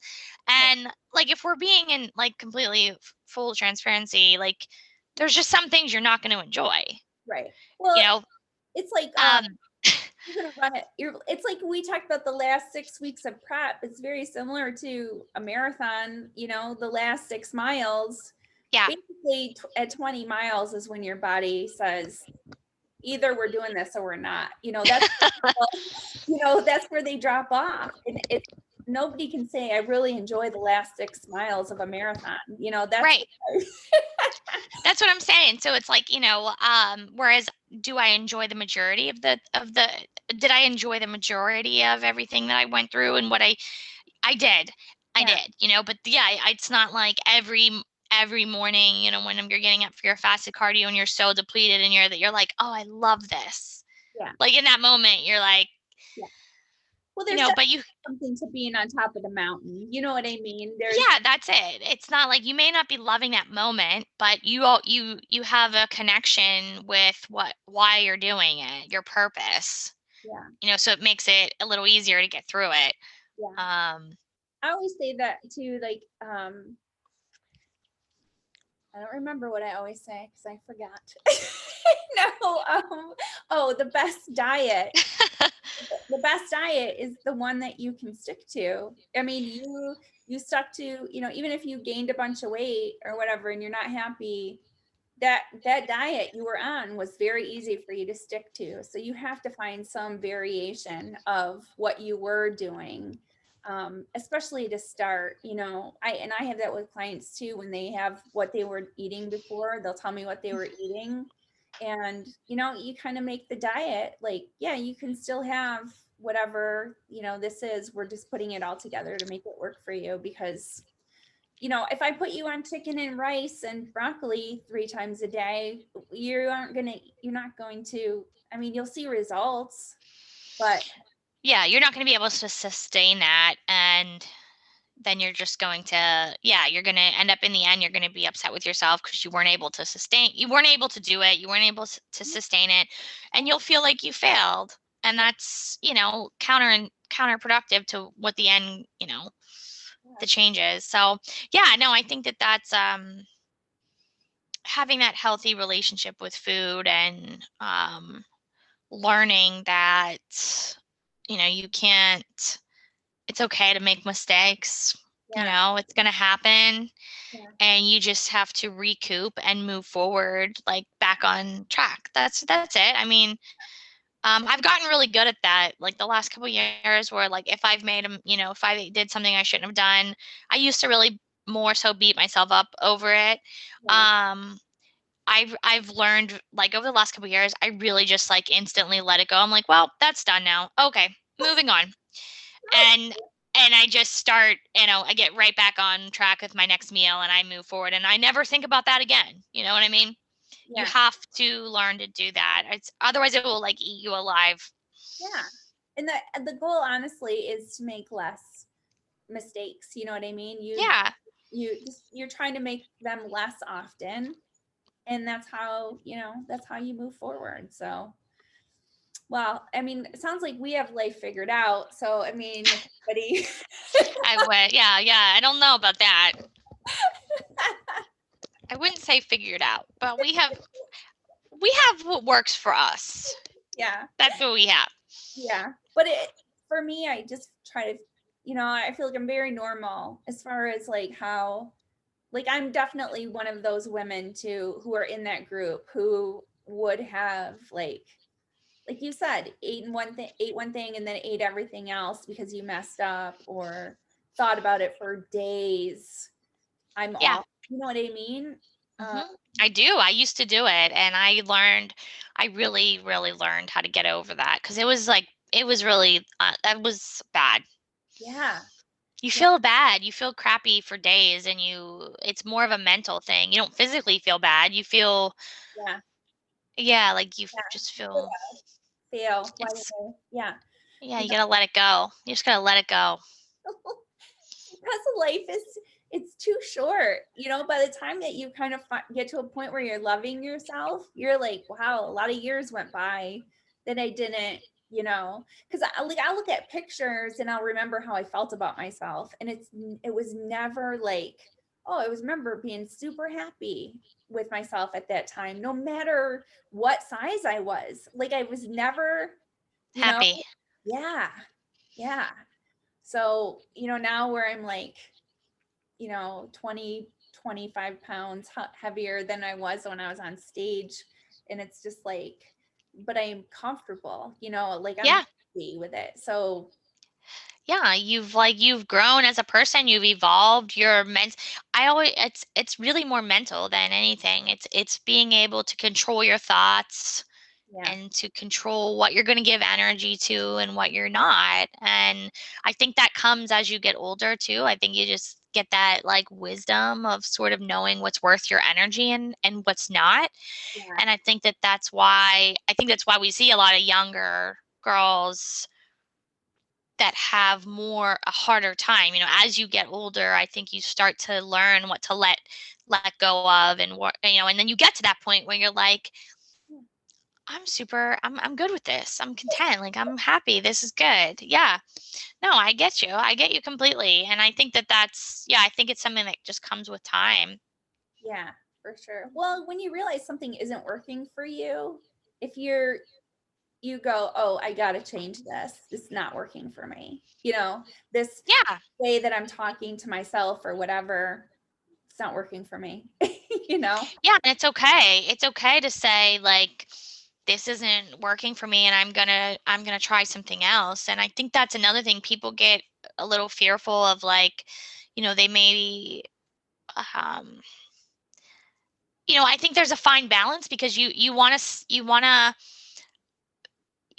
you don't want to switch up your diet and what you're doing like too often, like too quick. You need to give it a chance. Yeah. Because I do see that a lot too, where people they'll be like, "Well, I was doing this for like 2 weeks, but I like nothing happened."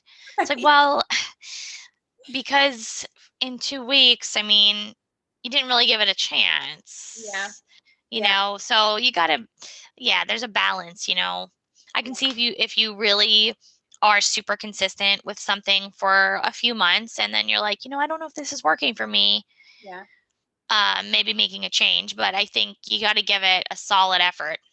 I would say a solid 3 months in any type of a program, and you'll, because if you've like lost, even if you've lost three, if you're trying to lose weight and you lost 3 pounds in 3 months, it is working for you. You know what I mean? It might be a Yeah, longer journey, but it's tough. We live in such an instant gratification society that, you know, people just, and there's some coaches that put out some pretty crazy transformations too, that it's, I don't know if it's helpful or not. I don't know. I mean, it's great for that person, but again, a lot of times we're just talking about these people that are elite, you know? yeah, So I always say, is it seem realistic? If it doesn't seem realistic, look at somebody like you. Okay, took how many years to get your pro card? Do you think, what do you think, yeah, or what do you think is a healthier route? The person who did it in 6 months, you know? yeah. It is. It's hard, and like you said, I mean, I'm happy for the people who are able to do it quickly. Um, that wasn't me, you Yeah, know. And but yeah, I don't know. I think that like you said, there's a level of, I mean, a lot of whipping yourself into that kind of shape, like you said, in like 6 months. I mean, that's like, I mean, you're really, really messing with your body like a lot. I feel like at that point to be doing, some of the transformations I've personally seen as well. yeah, It's like, how did that happen? Um, yeah, yeah. It's like, what's happening over there? Like, I don't know about this. he's got the magic pills.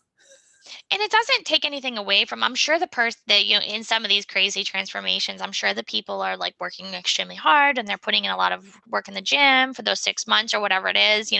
But I think that there's also some probably unhealthy supplements involved and also some unhealthy dieting scheme going on, Yeah, that's not going to be sustainable. And the person, potentially is going to like have a rebound where they've gained a lot of weight really quickly after, or like you can't sustain certain regimens, for, as far as with diet and supplements, and you yeah, can't sustain, like there's a breaking point. yeah, And so it's like you got to be careful. yeah.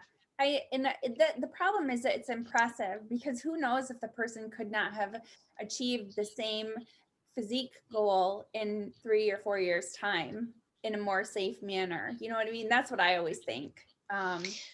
Yeah, yeah, like obviously this their potential is like, look what they did. So like could they have done this? Yeah, I see what you're saying, and I think that that's probably the case. Yeah.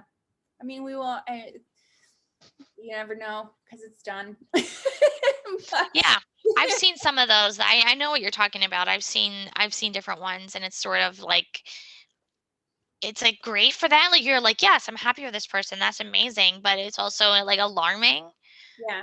Well, and from a health perspective. does it feeds the public's perspective that, you know things can be magically achieved in a short period of time, or is it that, or is it trying to show that the coach is really good, you know um Yeah, like what's the intention behind that? Yeah. yeah, yeah. So not to dismiss celebrating the athlete as well, but I just, as I guess this would be my precaution, to just say, always, like, how long have you been working at something? If I put 6 months time into, it's like, what would I achieve? You know what I mean? Yeah. Realistically, that's kind of what you have to put it in perspective, I would say. No, Yeah. I agree with you. I do. I agree with you. Yeah. Social media is tough. Like I said, I certainly enjoy finding the positives in it, but in that same, you can block and unfollow a lot of the negative stuff, but you Right. get a mix of mixed messages, even if you keep your circle small, and that's tough. Yeah. So, No, I think like, we talked a lot about that different stuff with social media, and I think there's some really good aspects about it. I also think there's some negatives. Um I like staying, like you said, connected with like good, positive people, and I like seeing what people are accomplishing, and it's inspiring. And I like watching a lot of people's, yeah, like their pathway to whatever they're doing, whether it's like, I follow a lot of different, like not just bodybuilding. I like a lot of different athletes, a lot of different sports. I like seeing what people are succeeding at. Yeah, but I do think some of the negative things about it are, just this like fake reality that we see quite a bit. yeah. And, just a lot of the, and then a lot of misinformation as well is another thing I think is negative is, Yeah. Trendy, you know what I mean? Like it just runs through things like now I feel like hormone testing and all this stuff is real trendy.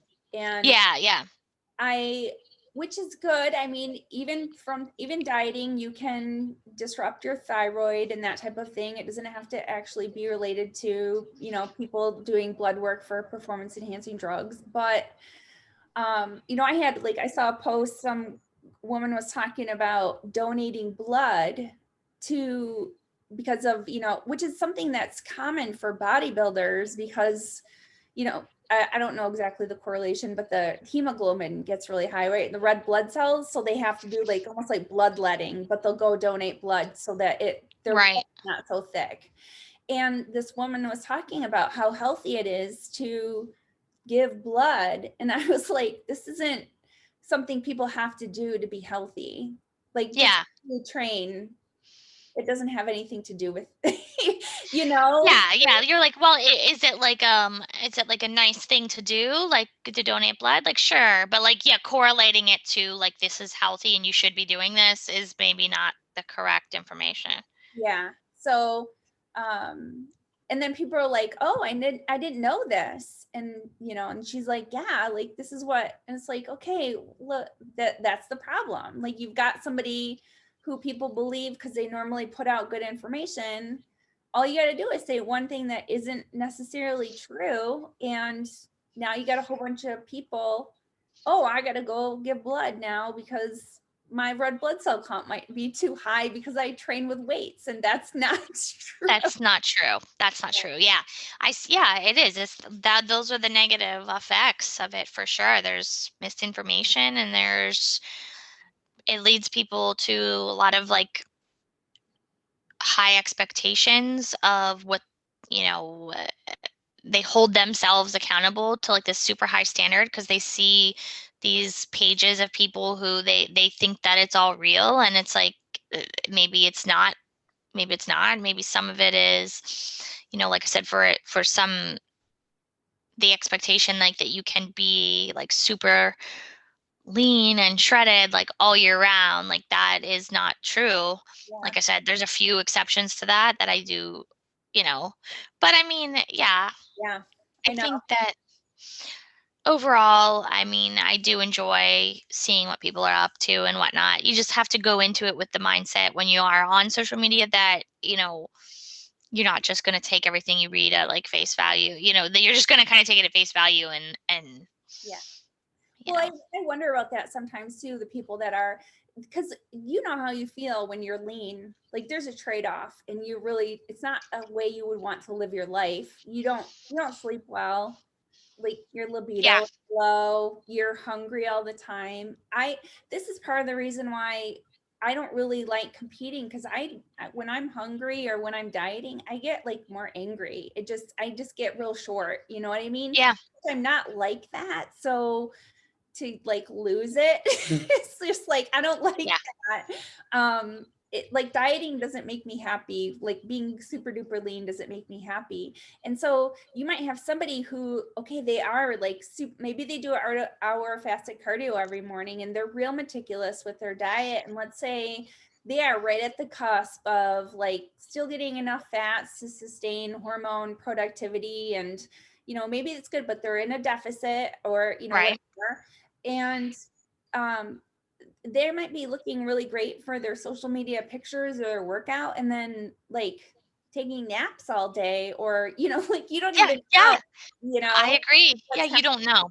yeah, so Yeah, it's hard to say. It's hard to say because I agree with you when if I'm super lean, yeah, you're really tired. Yeah, yeah, you don't sleep all that well. You're kind of running on empty like all yeah, the time. yeah, Yeah, it affects your mood, yeah, like a lot of things. yeah. So Yeah. the joy of looking that way dissipates pretty quickly with the fact that you aren't 100% able to live your life. You know what I mean? Like, Yeah, yeah, there's a trade-off a little bit, I think the more and it's like every person's preference is different. And that's why, like you're saying, like there are a lot of people that are like, I love training, I love living a healthy lifestyle and being in the gym, but like I would never want to compete because a lot of the reasons you just said, like they don't want to feel a certain way, they don't want to. And then and that's super noble. That's like that's amazing because you tried it, you've experienced, the way that you felt.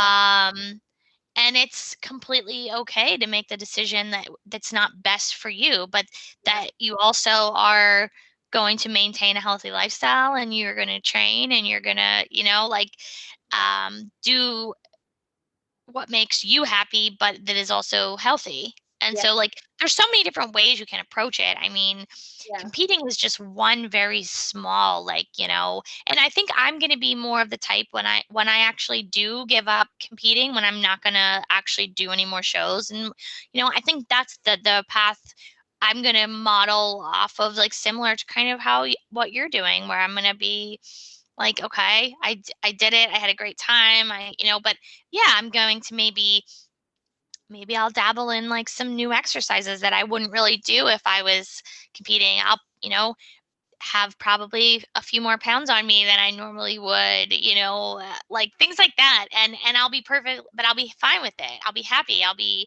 you know, um and I think that goes back to even before what we were talking about with like the different seasons of like your life and um yeah, for competing, that's just one.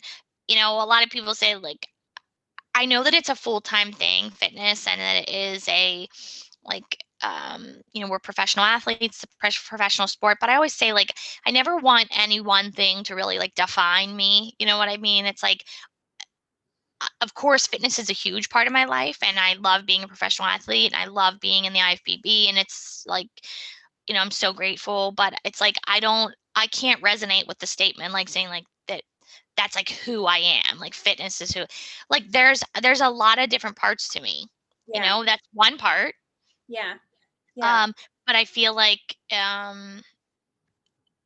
for me in my life, in my situation, it's healthier. I feel happier and I'm healthier overall when I have, I enjoy my job. I love doing that. I enjoy fitness. I love competing. I love doing that. I'm in school again. I want to get my master's, so I'm doing that. Like there's a lot of different moving parts. It's like I um I don't know. I think I would be if I did ever put all my eggs in like one basket, like I don't know that that would make me happy.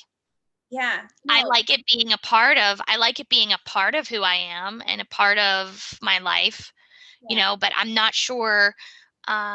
Even, like years ago, I did like work in the gym a little bit here and there. Like when I first got my pro card, I thought about like becoming a trainer and like going like, and really just going full throttle with like health and fitness. yeah, Um, and I was like helping a few girls that were local to the area I lived in, like train in the gym, just like training with them and, showing them things. And yeah, um, after a few weeks, I was like, I don't like this. yeah, I was kind of like, it wasn't for me. I was like, I started losing the joy in like my own workouts, and I like didn't, I felt like, and that's when I right then and there I knew like I don't want to be a trainer. I don't want to be a coach. I don't want to like, I'll help people with posing. That's one thing I do enjoy help, I do that. But, Yeah, I don't know. It was almost like I could tell right away that if I ever put all my eggs in that basket, yeah, that I would lose the joy I had for yeah, fitness. yeah. No, I could feel it. yeah, I totally agree. I mean, I run through that even with, like, I mean, I listen to podcasts. I love learning about, the science behind training and nutrition, but I have other interests as well. It's Yeah. this, and sometimes I'm like, oh my goodness, if I hear one more post or see one more post about, dieting or whatever it is, I'm like, because it gets overwhelming. And then I just am like, I don't want to Yeah. listen to this anymore. You know what I mean? So yeah, I think it's really important. That's something that Olivia Gravengard had said when I interviewed her a couple of weeks ago, because she was like, do you think it's important to have another outlet besides bodybuilding? And it's like, yeah, you can't, I mean, unless you're Ronnie Coleman, he's the only person I can think of and who has let bodybuilding really define him. Yeah. And health wise, I mean, he's not doing great. And Yeah. that's not to, I'm not to say anything bad. I'm just saying this is someone who their life, soul, blood, whatever was defined by, and I don't know who would disagree with me to say that he wasn't the greatest bodybuilder that we've ever seen on the stage. I think he was, Yeah.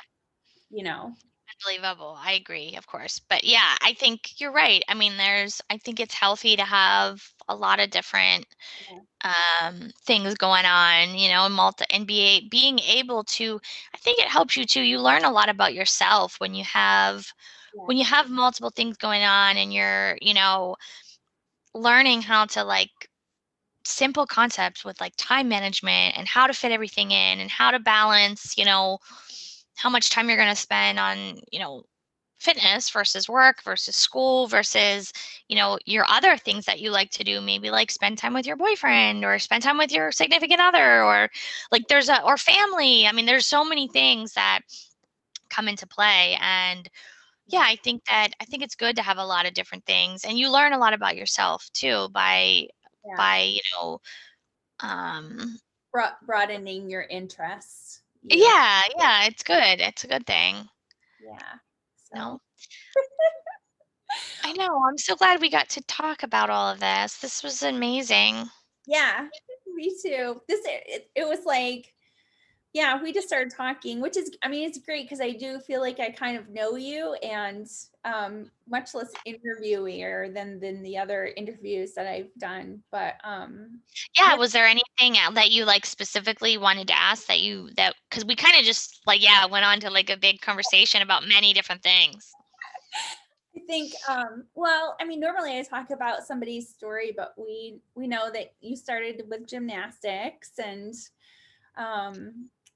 and your dad was a bodybuilder, which I think is what led you to bodybuilding. So you kind of painted that picture on your own. So it was good.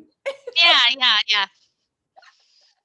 Yeah, I'm from Pittsburgh, so that's, where the NPC and the IFBB is like headquartered, and I was I knew about fitness at a very young age. Like I said, my dad, he competed in the NPC and did bodybuilding, and then I would go to the shows and as a little girl and watch, and I always watched the fitness girls, and Yeah. wanted to be a part of it. And actually in 1997, this is like a random odd fact, but I was a part of like we called it, it was called like a fitness show team.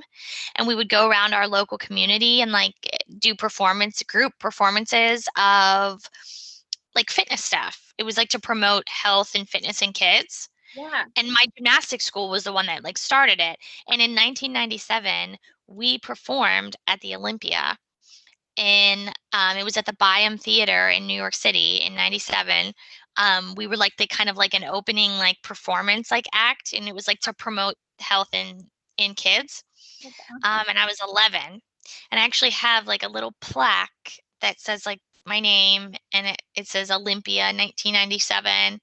And yeah, I still have it, obviously. And so it's crazy because ever since that day, you know, I was like, I want to be in the Olympia. Like I met some of the fitness competitors there, you know.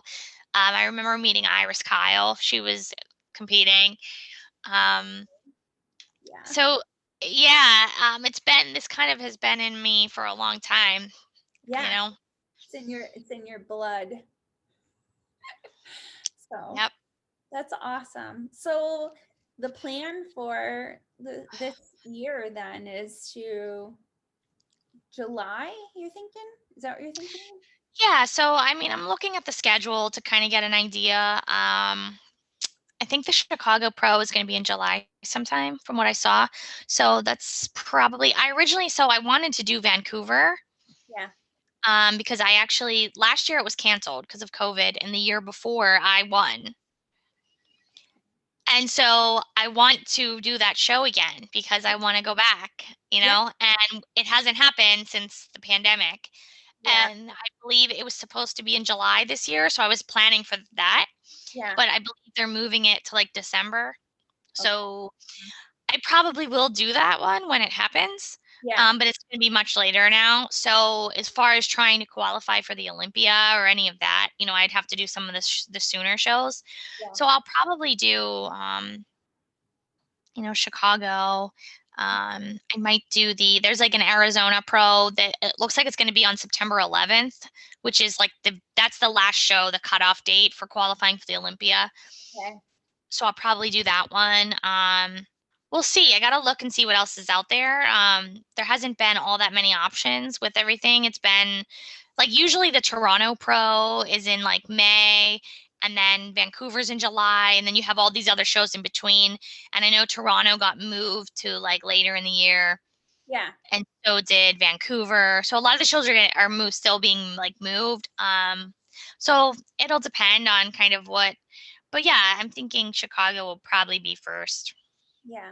So yeah, we'll see, and then we'll see what happens with the Arnold, and Yeah. yeah, I think the shows are going to be, because they're limited, I think the shows are going to be packed, especially Chicago, Tampa. Tampa is going to right. be huge.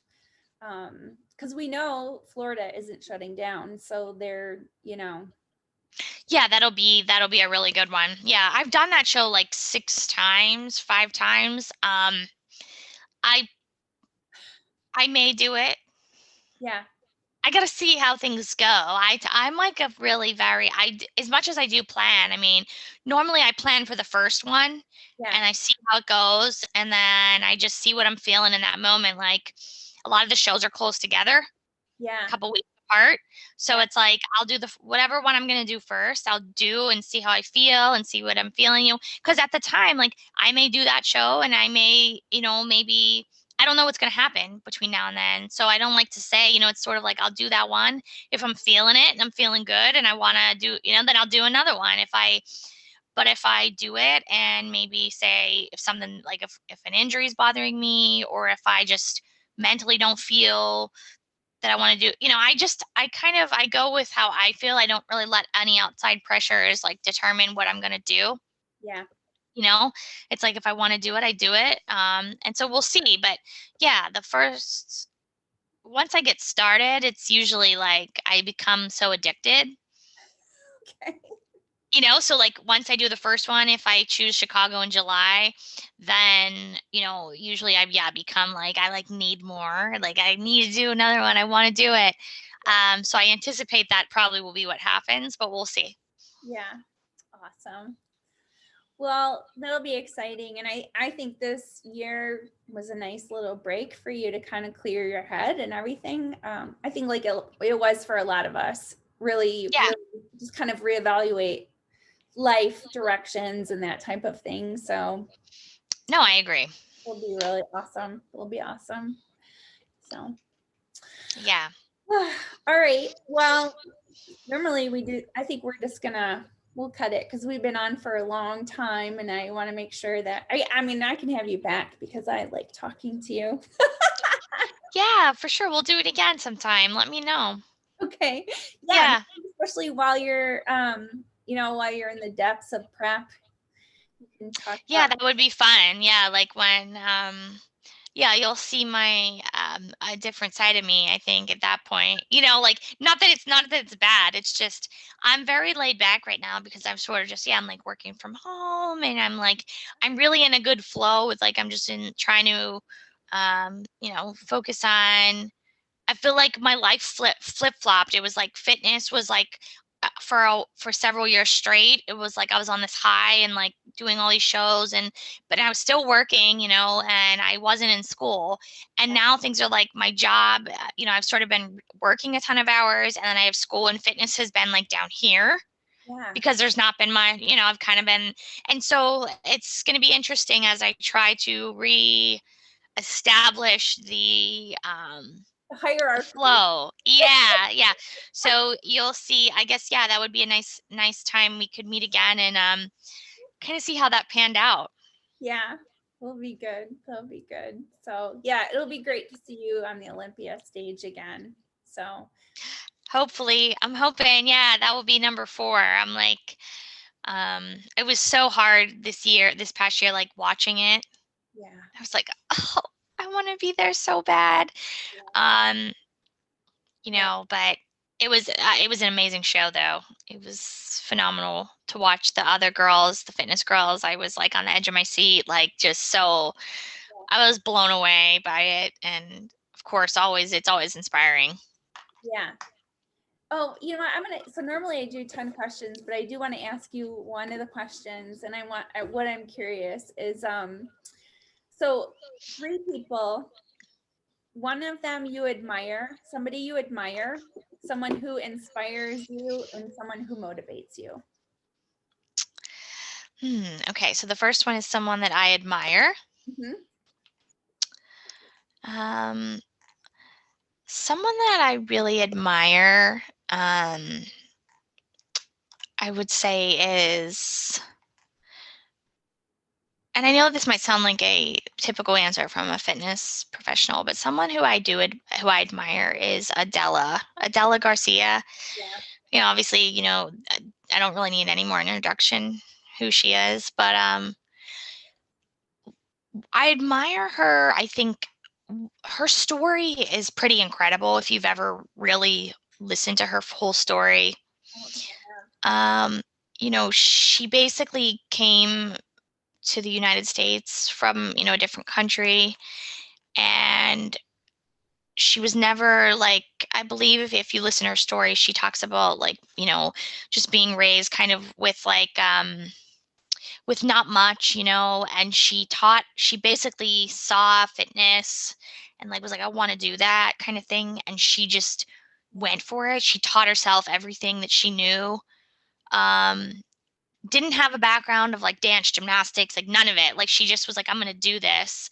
So Yeah. she basically started as like a blank slate of like, and she learned how to do it and she built her body up and she built and she became 8-time Miss Olympia. I Yeah. mean, her story, like I admire her just because and she also dealt with quite a bit throughout her time. Like she had a nasty couple injuries with surgeries and things. And she always came back like better than she was before. And I just think that she has a lot of like grit to her spirit, to her personality. Yeah. I've always admired her since I was little, that she was really up and coming when I was little, Yeah. watching the sport. But definitely Adela. I mean, you got to check out her story like in full if you never have. Yeah. She does follow this page on Instagram, so maybe I can get her on. That would be pretty cool. She's amazing. Okay. Yeah. She's a little firecracker. You would enjoy her. Well, you know what? I met her one time just briefly at the Arnold. I got a picture with her. Yeah, like I fangirl everybody in the. You know what I mean? Like if I see Yeah. somebody, I'm always like, go get a picture. I remember, Yeah, she's good. She'd be so much fun to talk to. She's awesome. But yeah, Della would be the who I admire. and then Um, who inspires you? Who inspires you? oh, there's so many people. Who inspires me? Um, this is so hard. Who inspires me? I mean, like I said, there's so many people, but um, I don't want to keep using fitness pros as examples, but that's kind of like, that's my like realm, So Yeah. someone that always inspired me was, do you remember, and I'm sure you probably do, but do you remember Miriam Capes? No. So No. she was a fitness pro, and she actually also she kind of stopped competing like a year or two ago, but I also watched her. She was a very young IFBB fitness pro back. She turned pro when she was very young, like in her early 20s. Uh-huh. And she's been in like 10 Olympiads or something crazy. Um, and she inspires me because she was always one that like really did her own thing. Yeah. She was one that, she never really like she didn't like conform to what like a lot of times you see in the sport like people trying to do what someone else might be doing or and she was sort of one that always like she just did her own thing and she was really unique. Yeah. Um and she has a super and I've met her and we're friends. We're pretty good friends. I haven't seen her in a while, maybe 2 years or so, but um she also is very into like mental strength and like mind, controlling your mind. And she taught me quite a bit about that, backstage and different things. And she was always a big inspiration for me because I always wanted to be like her as far as her like rock solid, um like her demeanor and her like mental strength. Do you know what I mean? Like she would be somebody that like I always remember watching her perform her routines and knowing when she went out on stage, like just knowing like that she's not going to make any mistakes, she's not going to fall, she's not going to, do you know what I mean? Because she was just so Yeah. her mental game was so on point and it was so inspiring because Yeah. it's like nothing could like it just seemed like nothing could like shake her. Do you know what I mean? Like that inspired me. It was like, wow, like she's so hardcore. Like I like that. So she would be my inspiration. She's been a lot of my inspiration over the years. I always loved her. Nice. Um, Motivate. and who's Motivate. the other one? Motivate. Motivation. Yeah. Um, who motivates me? Well, I have so many people that motivate me. Like, do you want me to tell you who motivates me? Like you mean like in my life on a daily basis?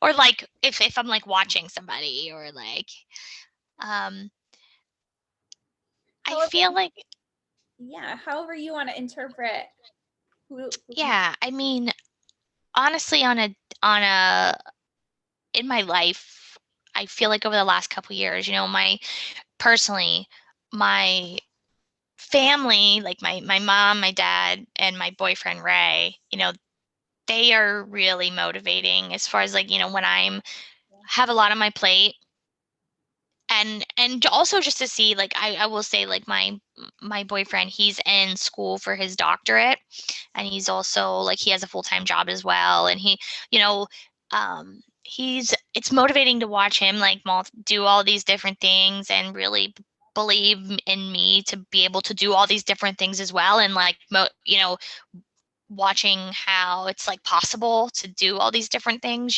that's really motivating, I feel like. And then not to mention just like him motivating me on a daily basis to like, when I'm in prep, really making sure that I'm staying on track yeah. with all the different things.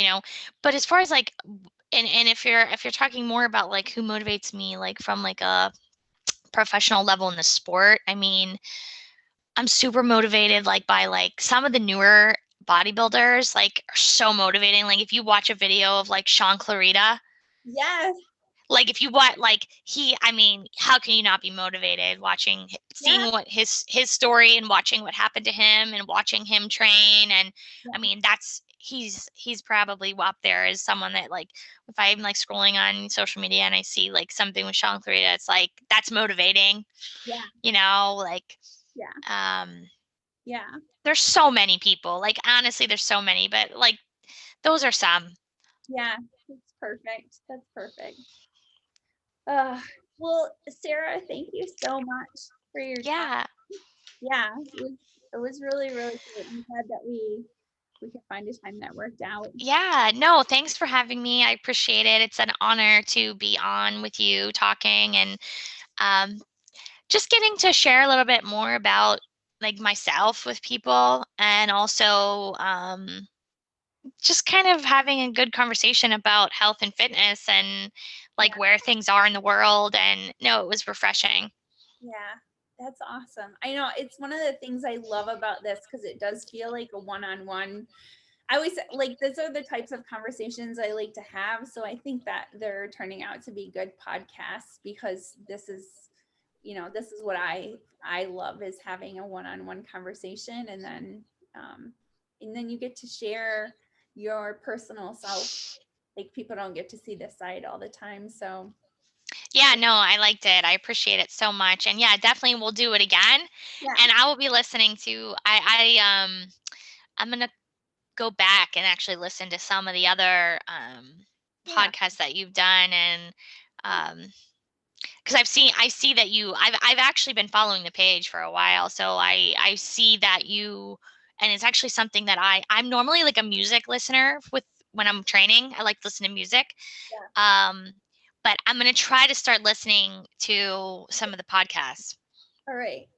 I appreciate it. Yeah. Yeah. So Sarah, So where can what's your Instagram or where can people find you if they need to? Listen. okay, yeah. So I'm on Instagram as SLK Fit 1020. Okay. My Facebook is just my name, Yeah. Sara Kovach on Facebook. Um, and that's it. Okay. Yeah. Yeah. Um, and so yeah, follow me. Hopefully we'll have some good experiences to showcase, over the next couple of months with getting back to competing and whatnot. And Yeah. yeah, I think it'll be a good year ahead. I agree. All right. So this is Deborah Jean, aka Buffcake22, or you can follow me on the Women's Maximum Fitness Instagram. Um, just saying thanks for listening to another episode of the Women's Maximum Fitness podcast. And to remember that healthy looks different on everybody. Have a great day.